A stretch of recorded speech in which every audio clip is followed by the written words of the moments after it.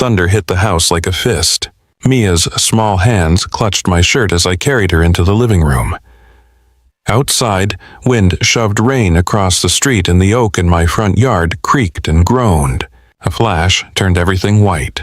The lightning didn't just strike the tree. It split it. Wood tore with a crack that shook the windows. Half the trunk slumped toward the driveway. Mia whimpered and pressed her face into my shoulder. It's okay, I told her more out of habit than certainty. Then the doorbell buzzed. Long, urgent, wrong. I set Mia on the couch, grabbed the flashlight, and opened the front door. Rain slapped my cheeks. Ava Sinclair stood on my porch, soaked through. Her hair clung to her face. Water streamed off her coat. She hugged a waterproof portfolio to her ribs like it was the only solid thing left. At work, Ava could cut through a room with one sentence. Here, she looked like someone who'd been running for miles. "Ethan," she said, "can I come in?" "Ava." "Are you okay?" My voice came out quieter than I meant. She stepped inside and looked back into the dark before I shut the door quick as a flinch. The kitchen light flickered once. Ava swallowed and spoke fast, low. "I'm pregnant." Her hand moved to her stomach, protective without thinking. "And the board wants me out," she added. "They're calling it restructuring." My throat tightened. I thought of Gordon Vale's polite smile, the way it never reached his eyes. I thought of every time I'd apologized for leaving early because Mia needed me. "That's discrimination," I said. "They can't fire you for that." Ava's gaze didn't blink. "They will. I have evidence they planned it, but I need help making it matter." My phone vibrated in my pocket. I glanced down. From Gordon Vale, subject, "Do not make this worse." Ava watched my thumb hover over the screen. Her lips parted, then closed. Outside, sirens wailed somewhere in the storm, distant but getting closer. The screen's glow lit Ava's face, pale and exhausted. Behind us, Mia shifted on the couch and murmured, half asleep, "Daddy, who's that?" If you're enjoying this story, please like and subscribe. Before I go any further, I would love to know where you are watching from. Drop your city or country in the comments.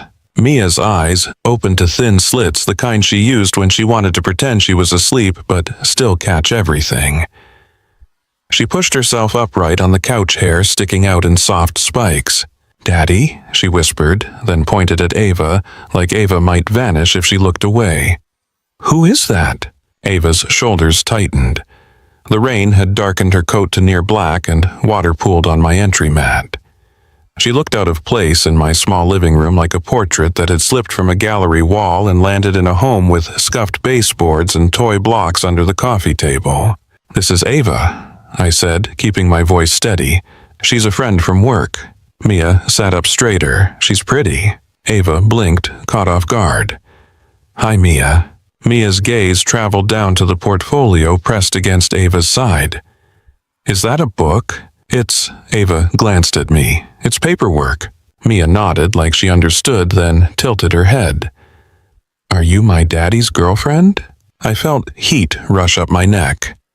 Ava's cheeks colored, and for a second she looked younger, almost embarrassed. The storm boomed again, saving us from answering. "Mia," I said, reaching for the blanket and tucking it around her. "How about hot chocolate, the kind with the tiny marshmallows?" Her eyes lit up.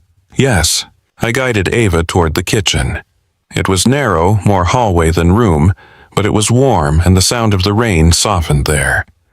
I set the flashlight on the counter and found the matches. The overhead light flickered like it was thinking about giving up.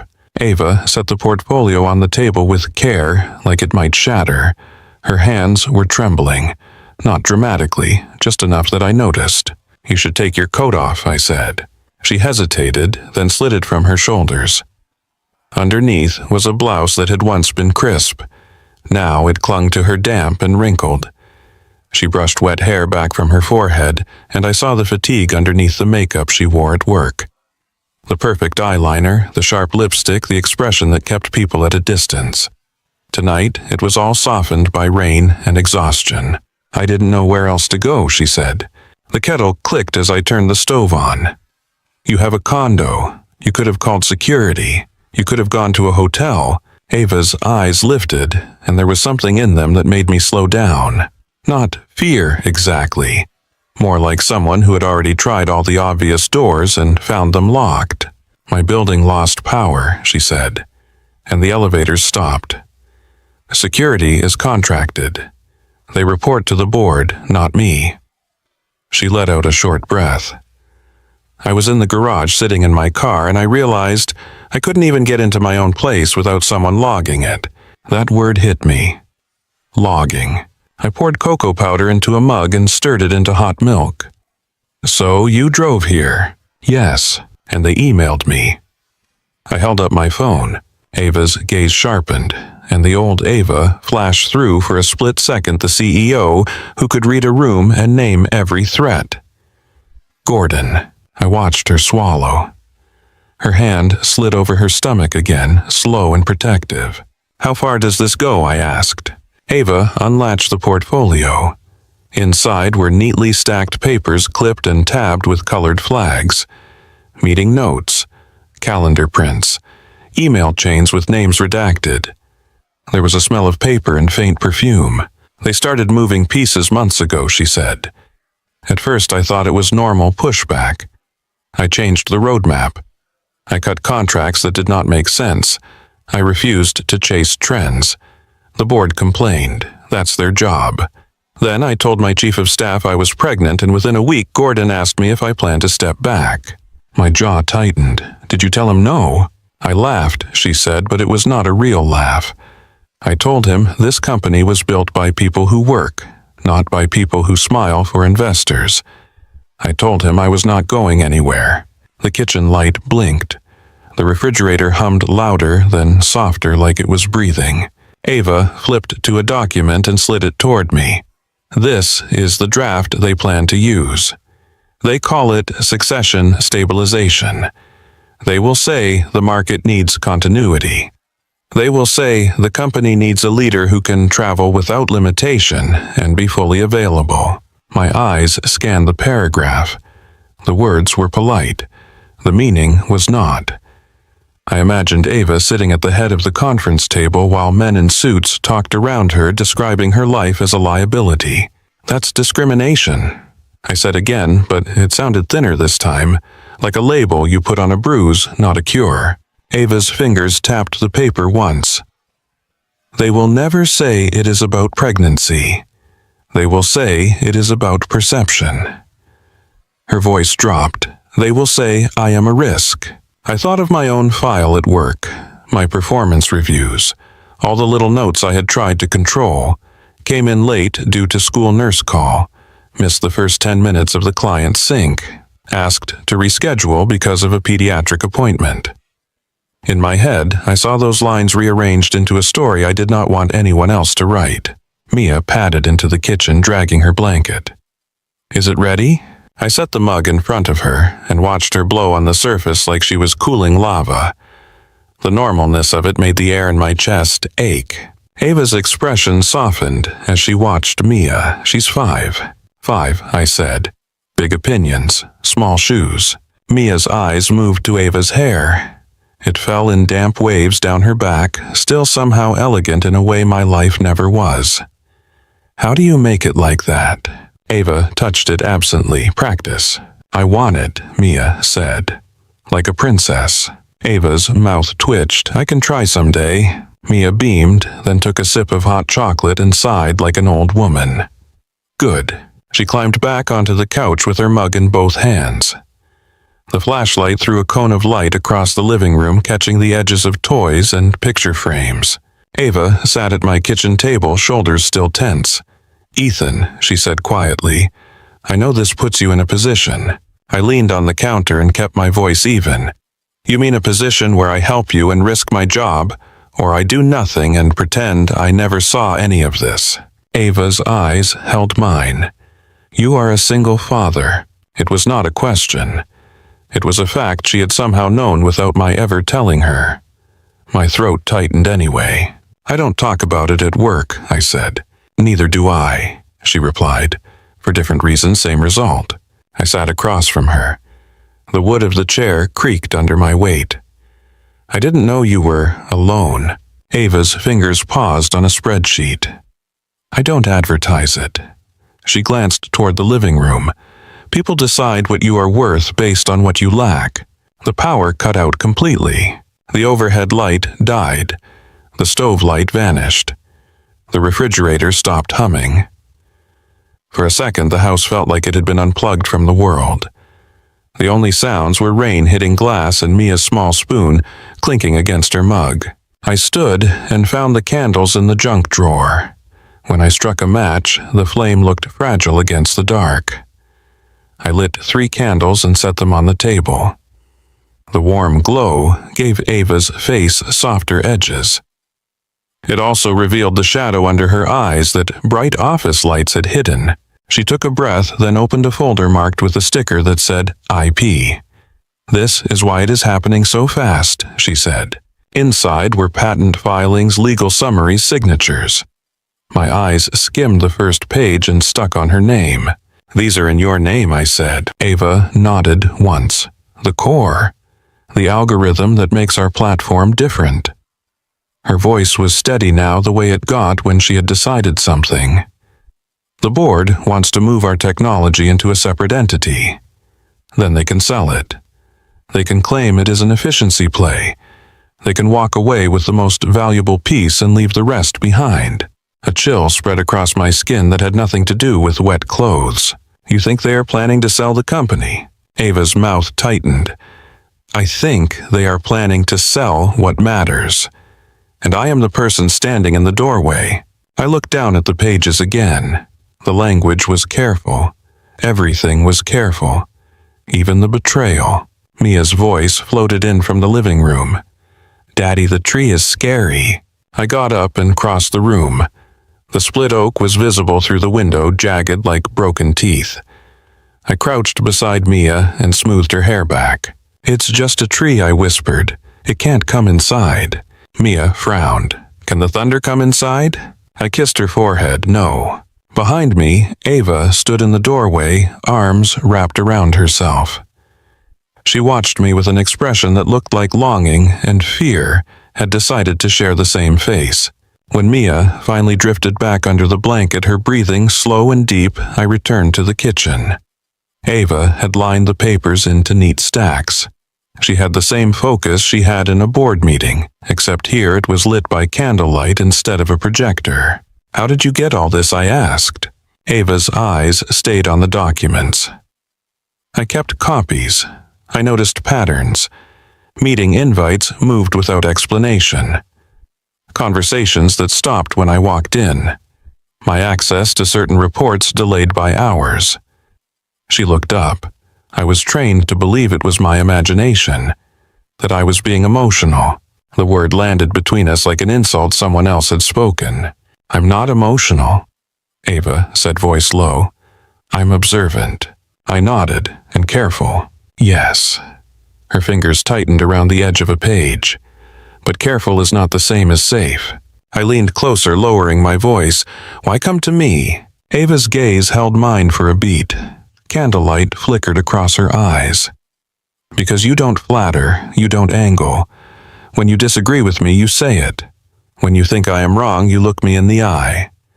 She paused, and because you lived nearby and the storm forced a decision.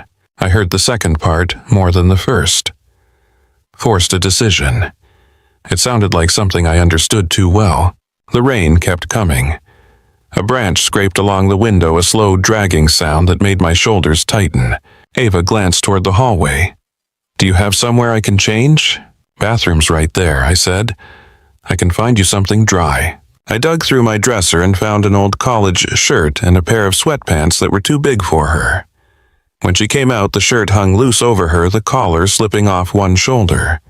Her hair was towel-dried and tousled. She looked less like a headline and more like a person who could sit on the floor and build towers of blocks. I look ridiculous, she said. You look comfortable, I replied. Her lips curved just barely. No one has ever said that to me. The air shifted. Not romantic exactly, just closer. I gestured toward the hallway. You can take my room. Ava shook her head immediately. No, this is your home. Take it, I said. Mia wakes up early. If you sleep on the couch, you won't sleep at all. Ava's eyes moved toward the living room where Mia was curled into a small ball under her blanket. Does she always sleep out here? When she gets scared, I said, storms do it. Ava's hand pressed lightly to her stomach again. Storms do a lot of things. She moved down the hallway, then paused at the bedroom door. Ethan, she said softly, I am not asking you to be reckless. I sat on the couch and pulled a thin throw blanket over my legs. I know. Ava looked like she wanted to say more, then she nodded and stepped inside the bedroom. The door closed with a gentle click. The house settled into dark silence punctuated by rain. I stared at the ceiling, listening to Mia's quiet breaths and the distant rumble that rolled like heavy furniture across the sky. My phone lit up again. Not an email this time. A text message from an unknown number. You are making a mistake. A second message followed immediate. Help her, and you will be terminated for cause. The screen dimmed, then brightened again in my hand like it was breathing with me. You are making a mistake. Help her, and you will be terminated for cause. I sat very still on the couch. The storm pressed its wet palm against every window. A branch scratched the glass with a slow, patient sound, the kind you hear in movies right before something goes wrong. I turned the phone over face down on my thigh, as if that could erase what it said. In the hallway, Ava's door stayed shut. In the living room, Mia exhaled softly into her blanket, her little chest rising and falling in the candlelight. I watched her for a long moment, the way a parent watches a child, when the world feels unstable, like the only true thing left is that breathing. I slid the phone into my pocket and stood. The kitchen smelled faintly of cocoa and melted wax. I blew out the last candle, then checked the locks twice without meaning to. When I lay back down, my eyes stayed open. Every time thunder rolled, my mind replayed Gordon's subject line, then the unknown number's threat. For cause. 2 words that could turn my life into an eviction notice. At some point, the rain softened. Morning arrived gray and thin, as if the sky had used up all its color overnight. I woke to Mia's voice and the sound of water somewhere it should not have been. Not inside the house, thank God, but outside. A steady rush, like a faucet, left running. Daddy, Mia said, standing beside the couch with her blanket wrapped around her shoulders like a cape. The street is gone. I pushed myself up and went to the front window. The oak lay split and broken across the yard, one half angled toward the driveway like a fallen giant. Beyond it, the road shimmered not with rain, but with moving brown water. It slid past parked cars and swallowed the curb. My phone buzzed against my hip. One alert after another. Flash flood warning. Avoid travel. Seek higher ground. Behind me, a floorboard creaked. Ava stood in the hallway wearing my old shirt and sweatpants, hair messy from sleep. For a second, she looked like someone who had woken up in the wrong life. Then her eyes focused, taking in the water outside the split tree, the quiet in my shoulders. We are cut off, she said. Looks like it. Mia pressed her face to the glass. Can we go to school in a boat?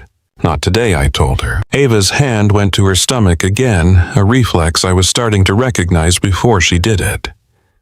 Does your neighborhood flood often? Not like this, I said.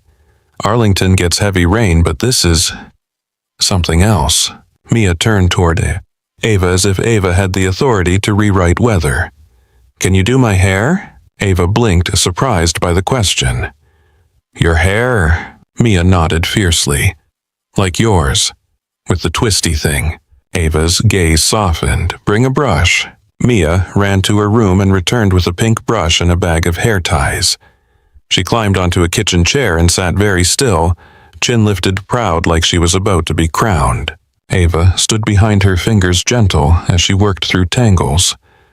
Mia winced once, then decided she did not want to admit it. You are brave, Ava said quietly. Mia smiled. I am. I filled the coffee maker, hands moving on autopilot, watching them from the counter. Ava's posture had changed. She was careful with Mia in a way I did not expect from a woman who could dismantle an executive argument in 30 seconds. She leaned in, her voice soft, asking Mia about her favorite color, her teacher's name, the stuffed animal tucked under her arm. Mia talked nonstop. Ava listened like it mattered. The smell of coffee bloomed through the kitchen, warm and grounding. For a moment, the storm felt far away, as if the world outside belonged to someone else. Then my phone chimed again. This time it was not an alert. It was an email. From Board Executive Office, subject Emergency Executive Session. My stomach tightened. I opened it. The words were clinical, polite, sharp at the edges. An emergency meeting would be held to address leadership stability and organizational direction as soon as travel conditions allowed. Ava stepped closer, still holding Mia's braid in one hand. Read it. I angled the screen toward her. She scanned it fast, and her face hardened, as if a mask had clicked into place. They are accelerating, she said. Because of last night, I replied. Because of your cooperation, she corrected, and her tone carried something like regret, though her eyes stayed steady. Mia turned her head as far as the braid allowed. Are you mad? Ava's expression softened instantly. No, sweetheart, I'm thinking. Mia nodded, as if that made perfect sense. I like my hair. Ava tied the end of the braid and smiled. You should. You look strong. Mia hopped down and ran to the mirror in the hallway, admiring herself with a serious face. I am strong. Ava watched her go, then looked back at me. We do not have much time. We are stuck here, I said, gesturing toward the water outside. Stuck can be useful, Ava replied, if we use it. We cleared the kitchen table. Mia helped by moving crayons and a stack of library books out of the way. Ava opened her portfolio again and began laying out documents with the same precision she used at work. I brought my laptop from my bag, the one I usually saved for after Mia went to bed.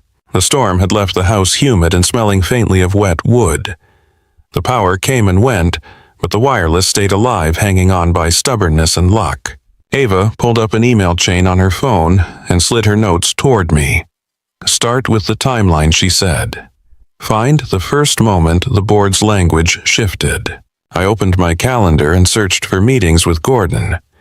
It felt strange mining my own life for evidence, like I was building a case against a reality I had thought was solid. Mia climbed onto a chair beside us and began sorting papers into piles based on the color of the tabs. This one is blue, she declared. This one is green. Ava leaned closer to her. Blue is important. Green is also important. Mia nodded solemnly, then pushed a stack toward me. Here. I tried not to smile. Thank you, assistant. Mia puffed out her chest. I help. Ava flipped through a set of printed board minutes and stopped, her finger landing on a paragraph. Here. She turned the page toward me. I read it, then read it again. The date at the top was 3 months ago. The phrase on the page was innocuous preliminary discussion of organizational restructure, evaluation of leadership succession options. But my eyes snagged on something else. A line in my own memory. That had been the day Ava left early, walking out of a product review with her phone pressed to her ear, face unreadable. She had told the room she had a personal appointment. I looked at Ava. This was the day you left for your doctor. Ava's lips parted slightly, yes. They started talking restructure that day, I said, tapping the date. Not the week after. Not the month after. That day. Ava's face drained of color. How did they know? It was a private appointment, she whispered, more to herself than to me. I did not tell anyone on the board. I did not put details in my calendar. I told my chief of staff only that I was unavailable. The room felt smaller. Mia colored quietly, tongue stuck out in concentration, oblivious to the way the air had shifted. I kept my voice low. Is your chief of staff loyal? Ava's eyes flashed. Yes. Then someone saw something I said. Or someone listened. Ava's gaze drifted toward the front window where rainwater still moved along the road like a slow river. I have always assumed the board was impatient, that they were controlling, that they were entitled. She looked back at the paper. I did not assume they were watching. I opened my laptop and logged into our company email, hands steady because they had to be. I searched for keywords in old threads. Restructure, stability, succession, continuity, investor confidence. There it was, woven into messages like thread. Not enough to scream on its own, but enough to build a pattern. Ava pointed to another document. This was sent to investors last quarter, she said. Look at the language about leadership resilience. I read it and felt heat rise in my chest. The document described leadership capacity in terms that were clearly aimed at someone without naming her. Fully available, unencumbered, consistent public presence. Ava watched my expression. They do not have to say pregnant, she said. They just have to let people imagine it. Mia slid another pile toward us. More papers. Perfect, Ava said, and there was gratitude in her voice that made Mia grin. Hours passed in fragments of coffee paper and the sound of water moving outside. The power returned for longer stretches. Ava used my charger. I used her printed notes. We worked around each other without bumping, then bumped anyway. Once our hands brushed when we reached for the same folder. Neither of us pulled away quickly. It was not a dramatic moment. It was just enough to register, then disappear back into work. Around noon, the floodwater outside slowed. The road was still covered, but the level had dropped a few inches. A car down the street sat half submerged, its tires sunk into brown water like it had stepped into mud and decided not to fight. My phone buzzed again. A message from a neighbor: roads might clear by evening. People are moving cars to higher ground. Ava read it over my shoulder. Her breath stirred the hair at my temple. Evening, she said softly, then morning meetings. Mia looked up from her coloring. Are you going to work? Not today, I told her. Ava turned a page and froze. Her finger landed on a printed expense report. A line item that looked normal if you wanted it to. Strategic Consulting External Advisory Review. A number large enough to matter hidden among other numbers. Yeah. What is this? She asked. I leaned in. That vendor name is new. Ava's eyes narrowed. It should not be there. I typed the vendor name into the company system and nothing came up. No onboarding, no contract file, no internal reference. Ava's jaw tightened. If the board approved this, there should be paperwork. Unless someone kept it off the books, I said. Mia swung her legs under the chair. Daddy, can I have a snack? I stood up, grateful for a simple request. Yes, apples or crackers. Both, she said, because she was 5 and believed in abundance. I brought her snacks and sat back down, my gaze returning to the expense line. My pocket felt heavy with my phone, like the threats inside it weighed more than a device should. Ava leaned back in her chair and pressed her fingertips to her eyes for a second. When she lowered her hand, her composure had returned, but the softness was gone. They were not only preparing to remove me, she said. They were preparing to move something without me noticing. I thought of the unknown number's warning. I thought of Gordon's subject line. I thought of the way Ava had looked over her shoulder when she stepped into my house, as if the dark itself had ears. I slid my phone out and showed Ava the texts. She read them and something cold settled behind her eyes. Not fear. Calculation. They want you frightened, she said. They succeeded, I replied. Ava's gaze held mine. Frightened people make mistakes. Careful people do not. Mia crunched an apple slice and watched us. Are you two working? Yes, I said. What are you making? Ava answered before I could. We are making the truth easier to see. Mia nodded as if that sounded like a normal adult job, then went back to her snack. Ava reached for another folder and slid it closer. Keep going, she said. We build the timeline. Every time they moved a meeting, every time they changed language, every time they tried to box me in. I looked down at the papers, then at the gray light outside, and I felt the day tighten around us. Not with panic, but with purpose. Somewhere beyond the flooded street, the company existed as it always had. Offices, badges, glass walls, conference rooms. People sipping coffee and pretending nothing was wrong. At my kitchen table, candle wax still dotted the surface, and Mia's crayons lay scattered like evidence of a different kind of life. Ava's phone buzzed. She glanced at the screen and did not flinch, but her fingers curled around the edge of the table. "It's Gordon," she said. I watched the name on her screen, then looked at the expense report again, at the missing vendor at the date that matched her doctor appointment too perfectly. Outside, the water kept sliding past, pulling leaves and small branches along with it, as if the storm was still deciding what it would take. Ava stared at the name on her screen as if she could burn a hole through it. Gordon Vale. The phone buzzed again, impatient. Ava set it on the table without answering. The vibration rattled the wood, a small, angry animal trapped under glass. Mia looked up from her crayons. "Is that your phone?" Ava's voice softened on reflex. "Yes, sweetheart." "Is it work?" Ava glanced at me, then back at Mia. "Something like that." The buzzing stopped. For 2 seconds, the kitchen was quiet except for the faint rush of water outside and the hum of my laptop fan. Then Ava's phone chimed. Not a call, an email. She opened it, and her face went still. She turned the screen toward me. From Gordon Vale, subject immediate boundaries. I read the first line and felt my throat tighten. "This is an executive matter. Your presence is inappropriate. Any further involvement will be considered misconduct." Below that was a familiar corporate smoothness, the kind that sounded reasonable until you realized it was a blade. Mentions of fiduciary duty. References to policy. A reminder that the company reserved the right to terminate employment for violations of conduct. My phone buzzed in my pocket as if it wanted to join in. Unknown number, same as last night.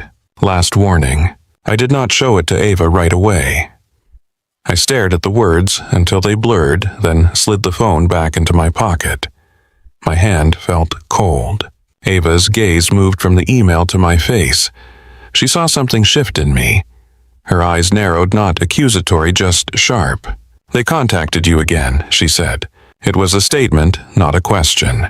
I held her gaze for a beat, then pulled the phone out and placed it face up on the table. I did not hand it to her. I did not need to. Ava read it. Her lips pressed together and her nostrils flared once. It was the smallest display of anger I had seen from her, which made it more dangerous. Mia swung her legs under the chair. "Why do you look mad?" Ava leaned toward her. "I'm not mad at you. I'm thinking hard." Mia accepted that, then pointed at the stack of papers. "Are those secrets?" I exhaled a small laugh that surprised me, some of them. Mia's eyes widened with delighted horror, like spy secrets. Ava's mouth twitched, more like boring grown-up secrets. Mia frowned. Boring is still secrets. Ava reached out and slid Mia a blank sheet of paper. "You can make your own secret plan. Draw something that makes you happy."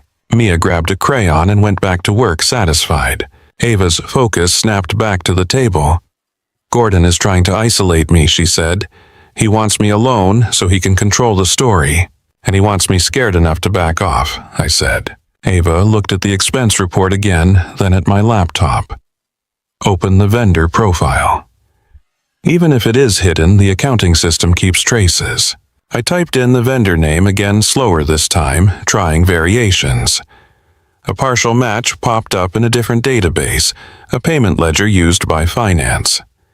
The vendor existed there like a ghost that only appeared under certain lighting. Ava leaned closer, her shoulder almost touching mine. I could smell the faint detergent of my old shirt on her mixed with something expensive that had survived the rain. The ledger showed a mailing address in D.C., a suite number, a phone number with no contact name. I clicked into the attachment list. One file appeared, a single-page invoice. No letterhead. No description beyond advisory services. A signature that looked like it had been drawn in a hurry. Ava's voice dropped. "This is a shell." "Maybe," I said, "or someone is sloppy." "Gordon is not sloppy," Ava replied. The water outside kept moving, but slower now. The street still looked like weak coffee, but the curb began to reappear. My phone vibrated again. This time it was my smart doorbell app. New login attempt detected. I stared at the notification. My stomach turned. I had installed that doorbell after Mia's mom left, after I realized my house sounded different at night when it was just the two of us. It had been a comfort.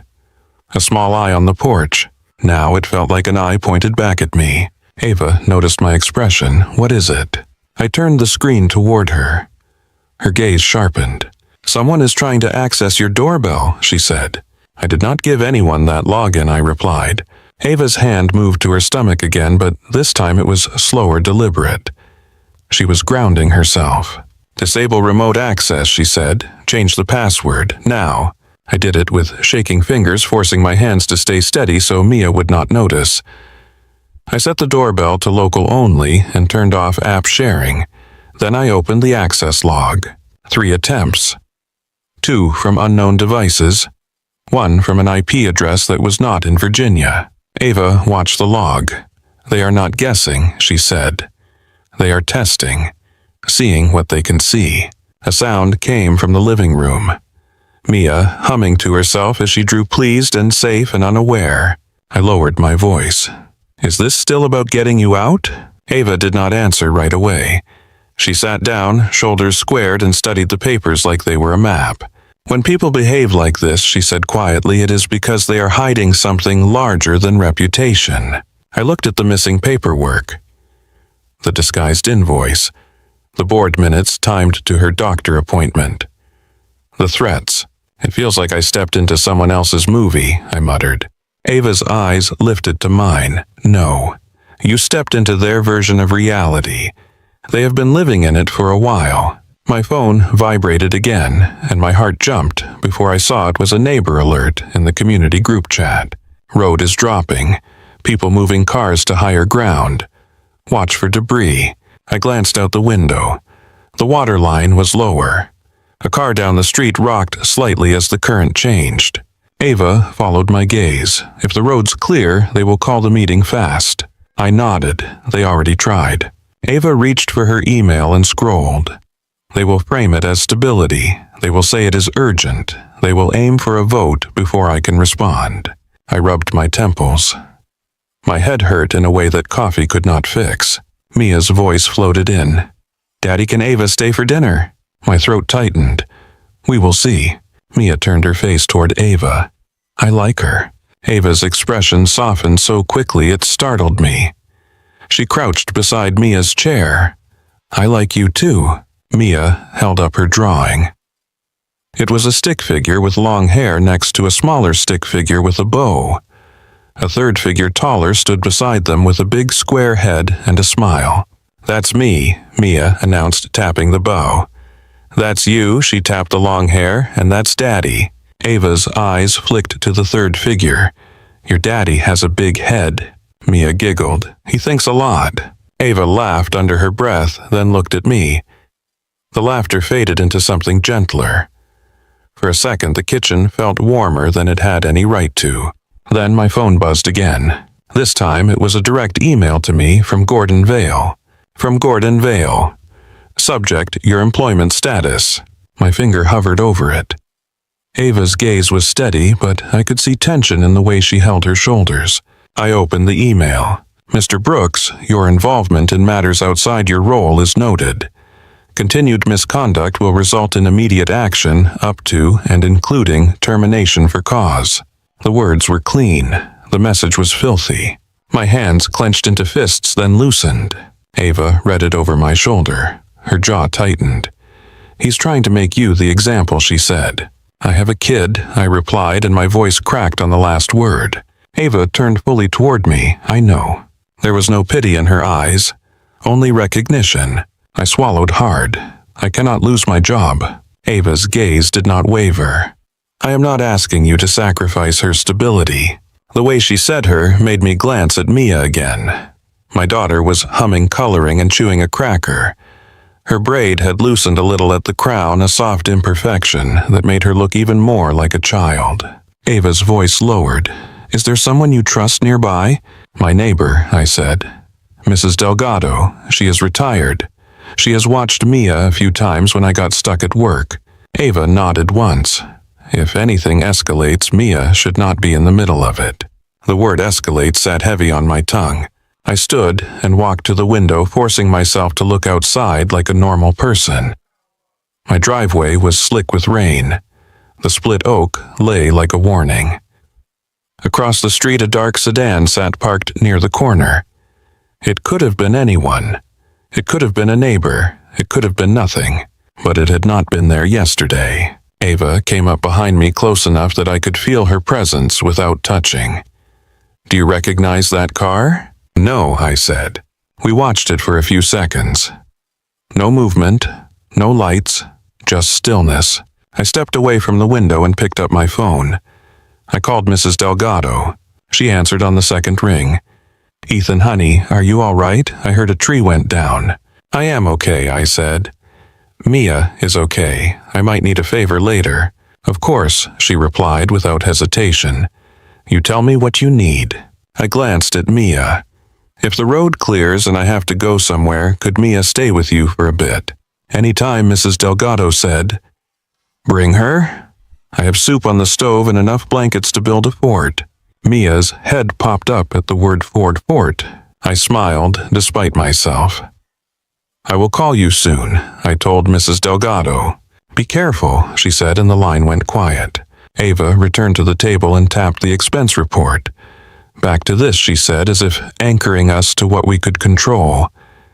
"If the vendor is a shell, someone created it to move money without scrutiny." I sat beside her and pulled the invoice closer. I read the suite address again, then opened my browser and searched it. A virtual office company came up. Mail forwarding. Temporary suites. A receptionist who answered calls with whatever business name you paid for. I showed Ava the screen. Her eyes narrowed. "So they are paying a ghost," she said. "And signing it with a scribble," I added. Ava stared at the address for a long moment, then opened her own email and searched for the vendor name. Nothing. No mention in board packets. No attachments. No approvals. Her voice went calm in a way that made my skin prickle. "This is not a mistake," she said. "This is a method." Mia wandered back into the kitchen and leaned against my leg. "Can we eat now?" I glanced at the clock. The day had slipped away in paper and fear. "Yeah," I said softly, "we can eat." I pulled chicken nuggets from the freezer because that was what existed in my house, and because normal food felt like a small rebellion against the chaos. Ava stayed at the table sorting documents into tighter stacks. When I set a plate in front of Mia, she ate with the focus of someone who believed meals were sacred. Ava did not touch food. She watched my hands move, watched Mia watch the window. She was tracking everything even when she looked still. I slid a glass of water toward her. "You have to eat something." Ava took the glass but did not drink. "In a minute," she said. I wanted to argue. Instead, I sat down and opened the access log for my doorbell again. No new attempts, but the earlier ones sat there like fingerprints. Ava glanced at the screen. "They want visibility," she said. "They want leverage. They want to know where I am and who is with me." I swallowed. "Then my house is not safe." Ava's gaze held mine. "It is safer than being alone." A sharp sound came from outside, louder than the rain. I turned toward the front window. The dark sedan at the corner had started rolling forward slow. Not driving away, just shifting position like someone adjusting their view. Ava's hand found the edge of the table. Her knuckles went white. I stayed seated, forcing myself not to react too fast. Mia was watching me. Kids always watched even when you thought they were focused on nuggets and cartoons. The sedan paused. A silhouette moved inside. A phone screen glowed faintly, then dimmed. My doorbell app pinged once more. Motion detected. I stared at the notification, then at Ava, then at the front door, and the house suddenly felt smaller than it had this morning. Not because of the walls, but because of the attention pressing against them from the outside. The notification sat on my screen like a blinking eye. Motion detected. I did not move right away. I kept my shoulders loose, my face neutral, as if I was reading a weather alert and nothing more. Mia watched me with the quiet attention kids have when they sense the air has changed. Ava's gaze stayed on the front door. Her hand was still on the table, fingers splayed ready. I opened the doorbell app as slowly as I could and tapped the live view. The porch camera showed a wash of rain and gray light. Water dripped from the gutter in steady ropes. The doormat was empty. Then a figure stepped into frame close enough that the lens fogged for a half-second. Not a neighbor, not a delivery person. A man in a dark hooded jacket face turned slightly away, one hand lifted toward the camera like he was checking the angle. He did not ring. He stood there still for 3 seconds that felt longer than a full minute. Then he stepped out of view. My pulse hammered behind my ribs. I kept my voice low. Someone was on the porch. Mia's head tilted. Who? I forced a shrug. Probably someone checking for fallen branches. After a storm, people get curious. Mia accepted that the way kids accept adult explanations, when the tone sounds calm. She went back to her plate, dipping a nugget in ketchup with complete faith in the routine of lunch. Ava leaned closer to the phone. Her face also stayed composed, but her eyes sharpened as if she was memorizing every pixel. Did you get a clear shot of his face? She asked. He kept it turned away. Ava exhaled through her nose, controlled. That is not curiosity. I rewound the clip and watched it again. The man's hand rose toward the camera not to cover it, but to test where it could see, like he was measuring. I set the phone down and stood, then paused. I was one step from looking through the peephole, one step from pulling the curtain back, one step from doing something that would make the threat real for Mia. So I did the opposite. I walked to the sink and ran water. I rinsed a plate that did not need rinsing. I made my hands do normal things. Ava watched me for a moment, then looked toward the front window without moving closer. She knew how to check a room without telegraphing it. The sedan at the corner was still there. I could not see a face through the windshield. Only the suggestion of someone sitting inside. Ava's voice dropped. We should not stay exposed at that window. I know, I said. Mia swallowed a bite and looked at Ava. Are you scared? Ava's expression softened instantly like a switch flipped. She crouched beside Mia's chair, lowering herself to Mia's level. No, sweetheart, I'm just tired. Sometimes grown-ups get a serious face when we think about work. Mia studied her, then nodded. My teacher gets a serious face when kids eat glue. Ava's mouth twitched. That sounds reasonable. Mia leaned closer, whispering loudly. One time, Jonah ate a crayon. Ava's eyes widened with theatrical concern. Did he survive? Mia giggled. Yes. He turned purple. I felt my shoulders loosen a fraction. Mia's laughter was small, but it filled the kitchen like warm air. Ava stood and brushed her hands on the sides of my sweatpants, grounding herself again. If they are willing to come to your door, she said quietly, they are willing to do more. My phone buzzed with a community update. Someone posted a photo of the main road. The water had dropped enough to see the yellow line. People in rain boots were pushing stranded cars to higher ground. Ava read over my shoulder. The roads will clear. I stared at the sedan at the corner and felt a decision tighten in my chest. Then we need to finish before we lose the quiet. Ava nodded once. Yes. Mia hopped down from her chair and carried her plate to the sink with 2 hands like it was a ceremonial offering. She had been trained well, mostly because she liked earning praise. Can I watch a show? She asked. Sure, I said. Keep the volume low. She ran to the couch and curled under her blanket, remote in hand. Cartoons filled the room with bright voices that pretended storms did not exist. Ava and I went back to the table. She pulled the vendor invoice toward her and wrote the suite address on a sticky note, then wrote the phone number beneath it. Her handwriting was crisp, precise. At work, it was the handwriting that signed decisions people complained about. Here, it looked like a lifeline. I opened my laptop and logged into the internal calendar system, then into the board packet portal I had access to as a senior product lead. Not full access, but enough to see meeting titles and attachments. Ava slid a document toward me. Look at the date of that board minutes entry again, she said. I did, the day of her appointment. Ava's eyes narrowed.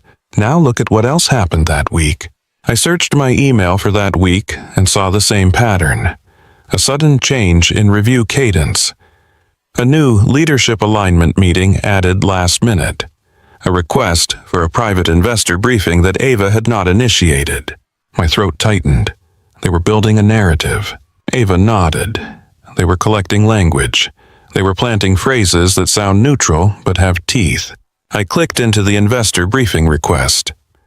The sender was Gordon's assistant, but the wording was not hers. It had Gordon's voice polished and careful. Ava leaned in close enough that her hair brushed my shoulder. I felt it, and it made my focus wobble for a fraction of a second. I forced it back. She pointed to a line, that phrase, leadership continuity. That is the same phrase in the restructure draft. I highlighted it. Then I searched the phrase across emails. It appeared in 3 separate threads over 2 months each time in a slightly different context. The repetition was too consistent to be accident. Ava's voice stayed calm, but I could hear strain under it. He thinks if he says it often enough, it becomes truth. I scrolled further and found a note attached to a board packet. A short paragraph, no signature, posted as a comment in the portal. It talked about public-facing stability and market comfort.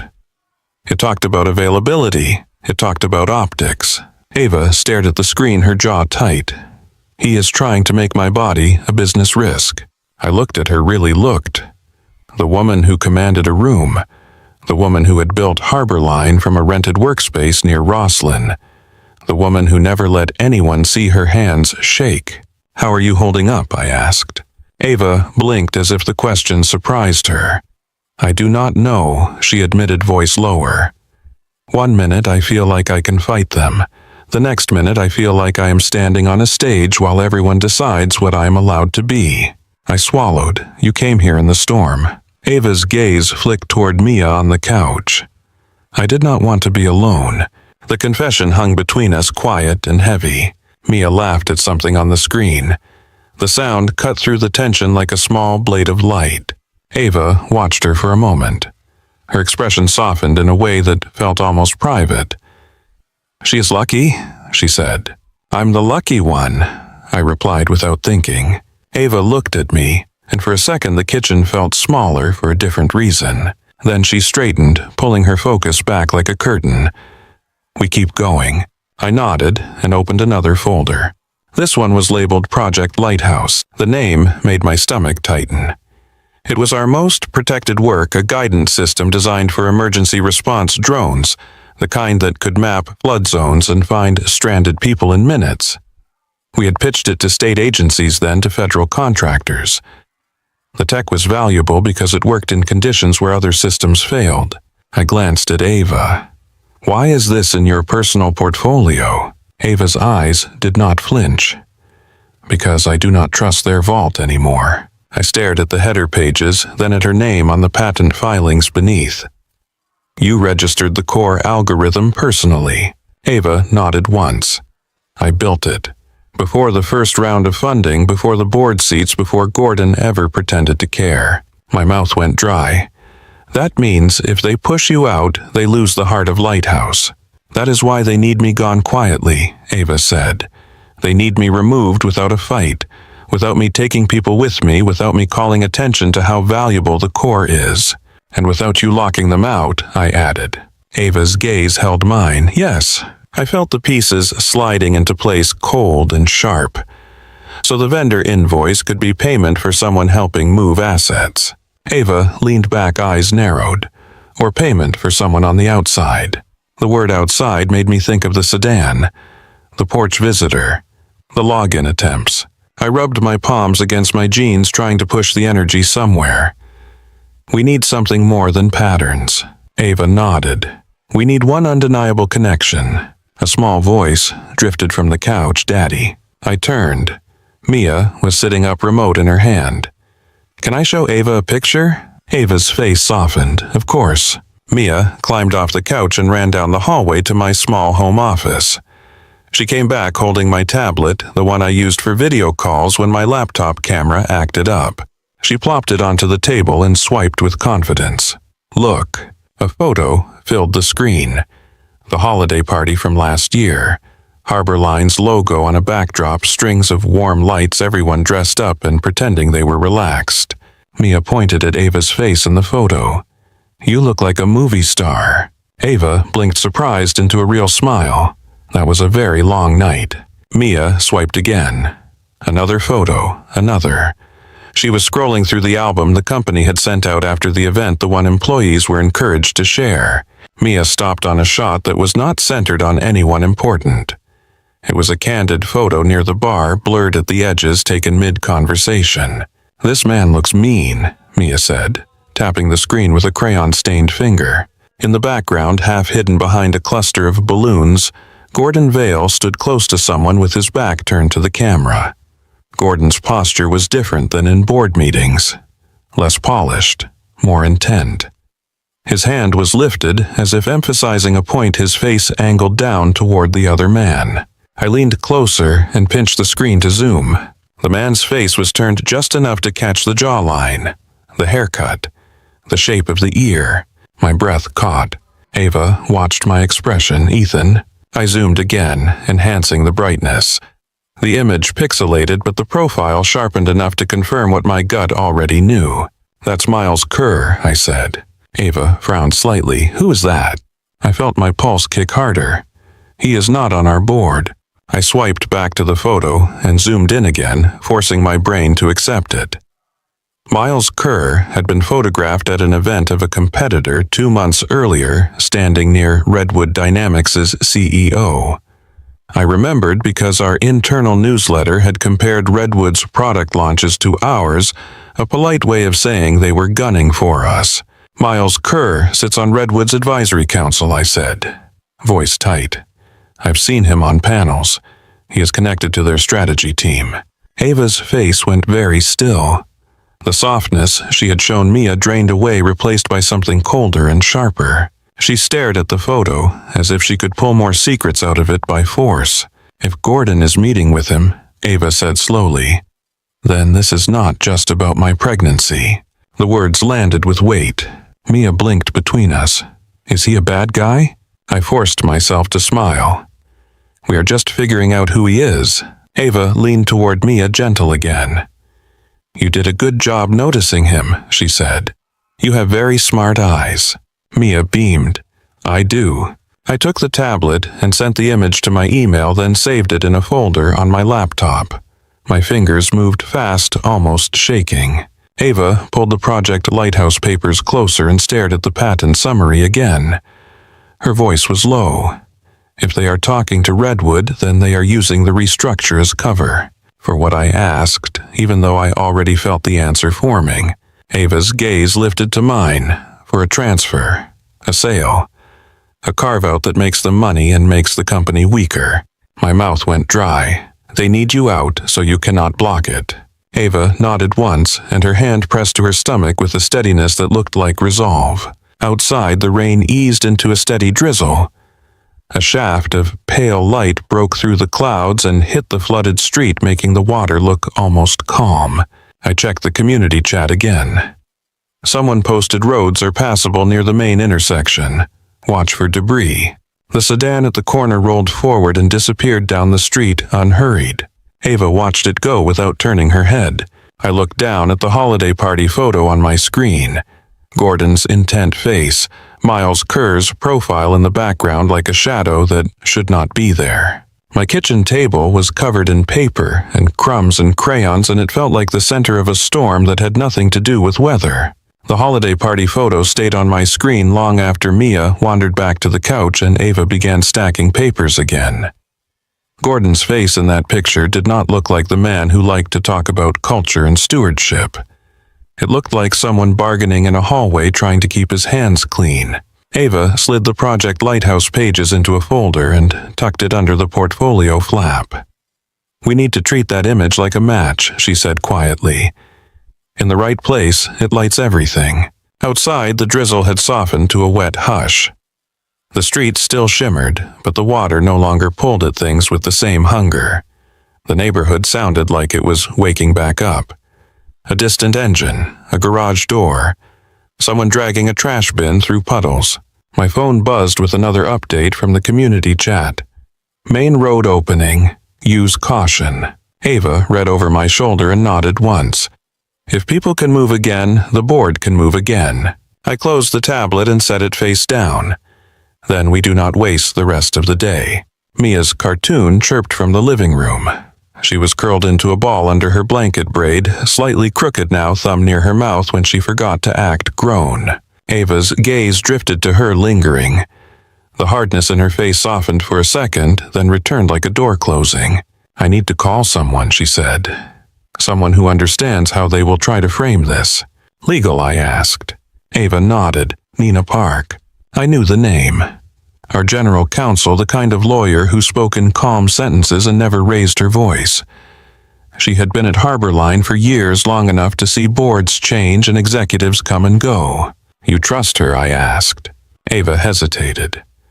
I trust her more than most, but she is inside the building. That means she is under their pressure too. Ava stepped into the hallway with her phone. I could hear her voice through the thin wall, low and controlled. Nina, it's Ava. A pause, a second pause. I need 5 minutes. No speakerphone, no assistance. I glanced at the front window again. The dark sedan was gone. The porch was empty. The quiet made me uneasy in a different way, like a room after shouting ends. I went to the kitchen and started cleaning, not because it mattered, but because my hands needed to do something that felt normal. I gathered Mia's plate-wiped ketchup smears, tossed wet paper towels. The house smelled like damp wood and dish soap. Mia called from the couch. Daddy, can I have a cookie? We do not have cookies, I called back. Yes, we do, she said with complete confidence. I opened the pantry. There was a box of animal crackers on the top shelf, hidden behind oatmeal. Mia's confidence was justified. You are right, I admitted. Ava came back into the kitchen, eyes sharper than before. She hung up and set her phone on the table like it weighed too much. What did she say, I asked. Ava pulled a chair out, then sat without fully relaxing into it. She said the board will hide behind process. No matter what the motive is, they will try to make it look procedural. That is what they are already doing, I said. Ava nodded. Nina also said Gordon has been asking for policy interpretations all week. Employment conduct, confidentiality, conflicts. My stomach tightened. He is building a way to fire me. Ava's gaze stayed on me, yes. Mia patted in and held up the animal crackers. I found them. I raised an eyebrow. Interesting. I thought I found them. Mia grinned and pushed one into her mouth, cheeks puffing. We both found them. Ava watched her, and the corner of her mouth lifted, almost reluctant. Mia looked up at Ava with sudden seriousness. Are you going to leave? Mia asked. Ava blinked. Leave where? Mia pointed vaguely at the front door, at the whole world outside. From our house. I felt my chest tighten at the word our. Ava's eyes flicked to me, then back to Mia. I am here right now, Ava said, choosing each word carefully. And I like being here with you. Mia's face softened into something satisfied, then she went back to the couch with her crackers. Ava exhaled slowly after she left. She makes it hard to lie. She makes it hard to do anything halfway, I said. Ava's gaze returned to the table. Nina told me something else. She said if Gordon is pushing this fast, it means he thinks he can win before anyone has time to ask questions. So we make questions unavoidable, I said. Ava nodded. We put them on notice. We show them patterns they cannot explain away. I slid my laptop closer. We need a package, not just a pile of paper. Ava opened her portfolio again and began arranging documents into a new order. Not chronological this time, tactical. Start with what is simplest, she said. The timeline around my medical appointment. The language shift. The restructure draft. It paints motive. I typed pulling dates into a clean spreadsheet. Meeting invites. Board minutes. Investor talking points. Each entry got a timestamp, a screenshot, and where it came from. My fingers moved fast, but my mind kept snagging on Mia, on the threat of termination, on the idea that a man like Gordon could take my daughter's stability and call it governance. Ava slid the vendor invoice toward me. Next, we show money, she said. People understand money. I pulled up the virtual office company page and saved it as a PDF. I added the vendor phone number, the suite address, the lack of onboarding records. I created a second spreadsheet tab labeled Payments and began listing the advisory charges. Ava watched my screen. Nina warned me they will claim you stole documents. I did not steal anything, I said. Ava's eyes stayed steady. They will say it anyway. I felt heat rise in my face. Then we document how I accessed it. Through my authorized accounts. Through portals I already use. Ava nodded once. Exactly. She slid a legal pad toward me. On it, she had written in neat lines, authorized access, whistleblower protection, retaliation, fiduciary duty. You wrote that fast, I said. Ava's lips pressed into a thin line. I had practiced last night. The words landed softly, and for a moment I saw her on my porch again, rain pouring off her hair, voice breaking when she said she was pregnant. My phone buzzed. An email notification. From Board Executive Office, subject emergency session confirmation. I opened it and felt my stomach drop a notch lower. 8:00 a.m. Harbor Line Headquarters. Executive Conference Room. Ava read it over my shoulder. She did not flinch, but her fingers curled against the edge of the table. 8, she said. That is early, I muttered. That is intentional, Ava replied. They want people tired. Mia shouted from the living room. Daddy the bunny is talking. Good for the bunny, I called back. Ava's eyes softened for half a second. We should feed her dinner soon. Keep things normal as long as we can. I nodded. Chicken nuggets again. Ava glanced at the freezer, then at me. I am not here to judge your menu. You should, I said. It is embarrassing. Ava gave a small laugh, real this time. It is familiar. That word familiar pulled at something in my chest. My house had never felt like a place someone like Ava would call familiar. I put nuggets in the oven, then cut apple slices. Ava finally drank the water I had given her earlier. She ate a few bites at dinner, slow at first, like she had forgotten how. Mia dictated the entire time, explaining the plot of her cartoon as if it were breaking news. After dinner, Mia asked Ava to read a bedtime story. Ava hesitated in the hallway, looking at me like she was unsure of the boundary. It is fine, I said quietly. She does not get many readers besides me. Ava's throat moved as she swallowed. Okay. Mia chose a picture book with a worn cover. Ava sat on the edge of Mia's bed, my college shirt hanging loose on her frame hair, still slightly damp at the ends. She held the book like it mattered, turning pages carefully, doing voices without trying too hard. Mia yawned mid-sentence, eyes drooping. Ava kept reading until Mia's breath slowed and her mouth fell open slightly, one hand curled around the blanket. When Ava stepped into the hallway again, she closed Mia's door with a softness that made my throat tighten. She is easy to love. Ava said, voice low. I nodded. She makes it easier to keep going. Ava did not answer. She walked back to the kitchen and sat down like she was forcing herself into motion again. The work waited silent and heavy. We built the case in layers. First, the discrimination thread presented as timing and language. Then, the retaliation thread shown through Gordon's emails to me and the anonymous threats. Ava insisted we save every message as a screenshot, then print them as well. Next, the money thread, the shell vendor, and the missing paperwork. Ava made notes in the margins with a pen, circling numbers, writing questions that would corner someone into either admitting ignorance or admitting intent. Then the connection thread, the holiday party photo. I pulled it up again, zoomed in, and enhanced it slightly without distorting anything. Ava watched Miles Kerr's blurred profile with a stillness that felt like anger held behind glass. We cannot accuse without support, Ava said. But we can ask why he was there. We can ask why Gordon was speaking to him. We can ask why money is moving to ghosts. I nodded. Questions that demand answers. Ava leaned back and rubbed her forehead. The strain showed in the way she held her shoulders. You should rest, I said. Ava looked at the papers, then at me. I will rest when it is done. Stubborn, I murmured. Ava met my eyes. So are you. The power steadied around 10. The overhead light came on without flickering, bright and almost rude after hours of candle glow. The house looked suddenly ordinary again. The sink, the fridge, the magnet drawings on the side. The normalness felt like camouflage. Ava plugged her phone in and opened a secure folder.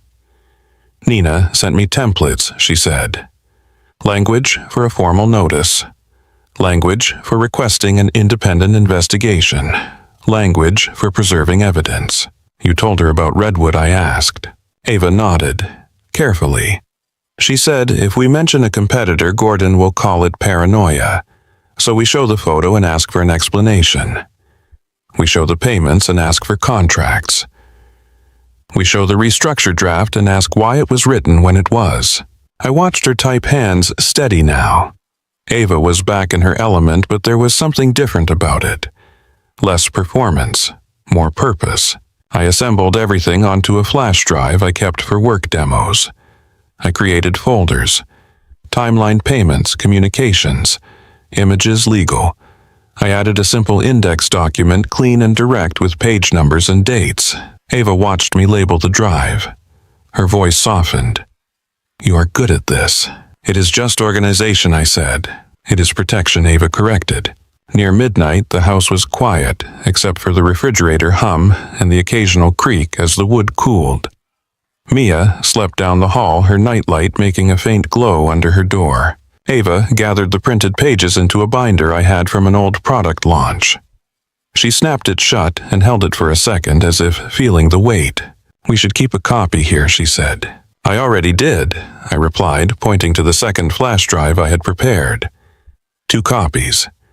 Separate places. Ava's eyes held mine with something like relief. I stood and stretched my back, aching. You can take the bed again. Ava shook her head. I can take the couch. You cannot, I said firmer than I intended. You are exhausted, and you are pregnant, and the couch is terrible. Ava's mouth twitched. You are dramatic. I am correct, I replied. Ava hesitated, then nodded. She walked to my bedroom door, then paused and looked back. The kitchen light made her face look softer than the boardroom ever did. Ethan, she said quietly. I did not mean to bring this into your home. I looked toward the hallway where Mia slept.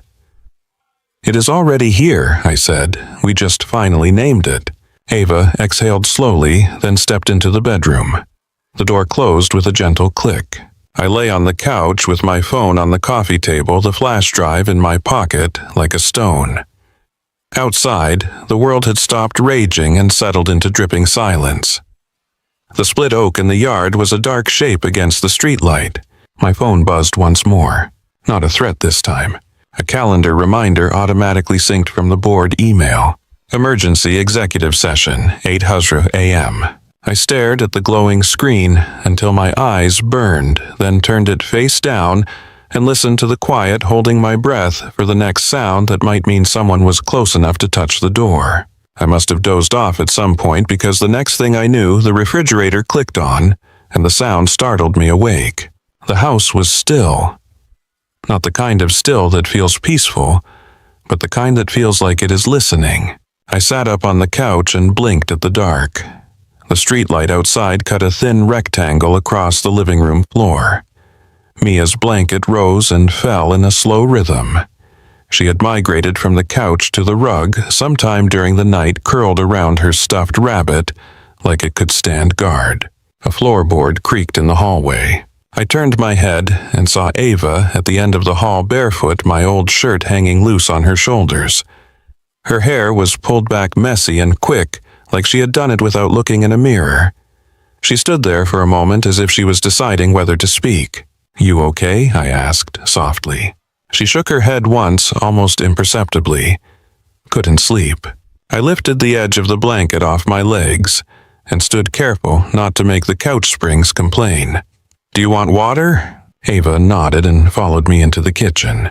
The overhead light felt too bright, so I left it off and turned on the small lamp near the sink. It cast a warm circle over the counter and left the corners of the room in shadow. Ava leaned against the table, eyes tired but alert. I poured water into a glass, then hesitated and pulled out a mug instead. tea. She exhaled like the offer hit a place she had not admitted was aching. If you have it. I found a box of chamomile buried behind coffee filters. The kettle hissed. The quiet between us filled with small domestic sounds, the kind my life had but hers probably never made room for. Ava watched my hands. You did not have to do all this. You mean make tea? I asked. She gave a faint smile that did not last. Any of it. I set the mug in front of her. I did not drag you to my porch. Ava wrapped her hands around the mug as if she needed the heat to stay in the room. No. I walked up to your door. In the rain. And I brought a fire with me. I leaned on the counter. Gordon already lit the match. You just stopped pretending you could hold it alone. Ava's eyes lifted to mine. The lamplight made them look softer than they did at work, but there was still steel underneath. I am used to holding it alone, she said. I can tell, I replied. Ava's mouth tightened. You think I enjoy it? I shook my head. I think you learned it. She stared down into the tea, watching the surface ripple. When I was 28, I pitched my first investor group. All men. I had a prototype in my backpack and a debt I did not tell anyone about. They asked who my husband was. She looked up. Not if I had one, who? My jaw tightened. They asked if I planned on having children, she continued. They said it like they were asking about office space. I told them no. I said it with a smile. I got the funding. Then I went to my car and cried because I hated myself for saying it. The kitchen felt smaller, not because of walls, but because of the truth taking up space. I kept my voice low. So you built a company by pretending you were not human. Ava's lips pressed together. I built a company by giving them what they were willing to buy. A faint sound came from the living room. Mia shifted and mumbled something in her sleep.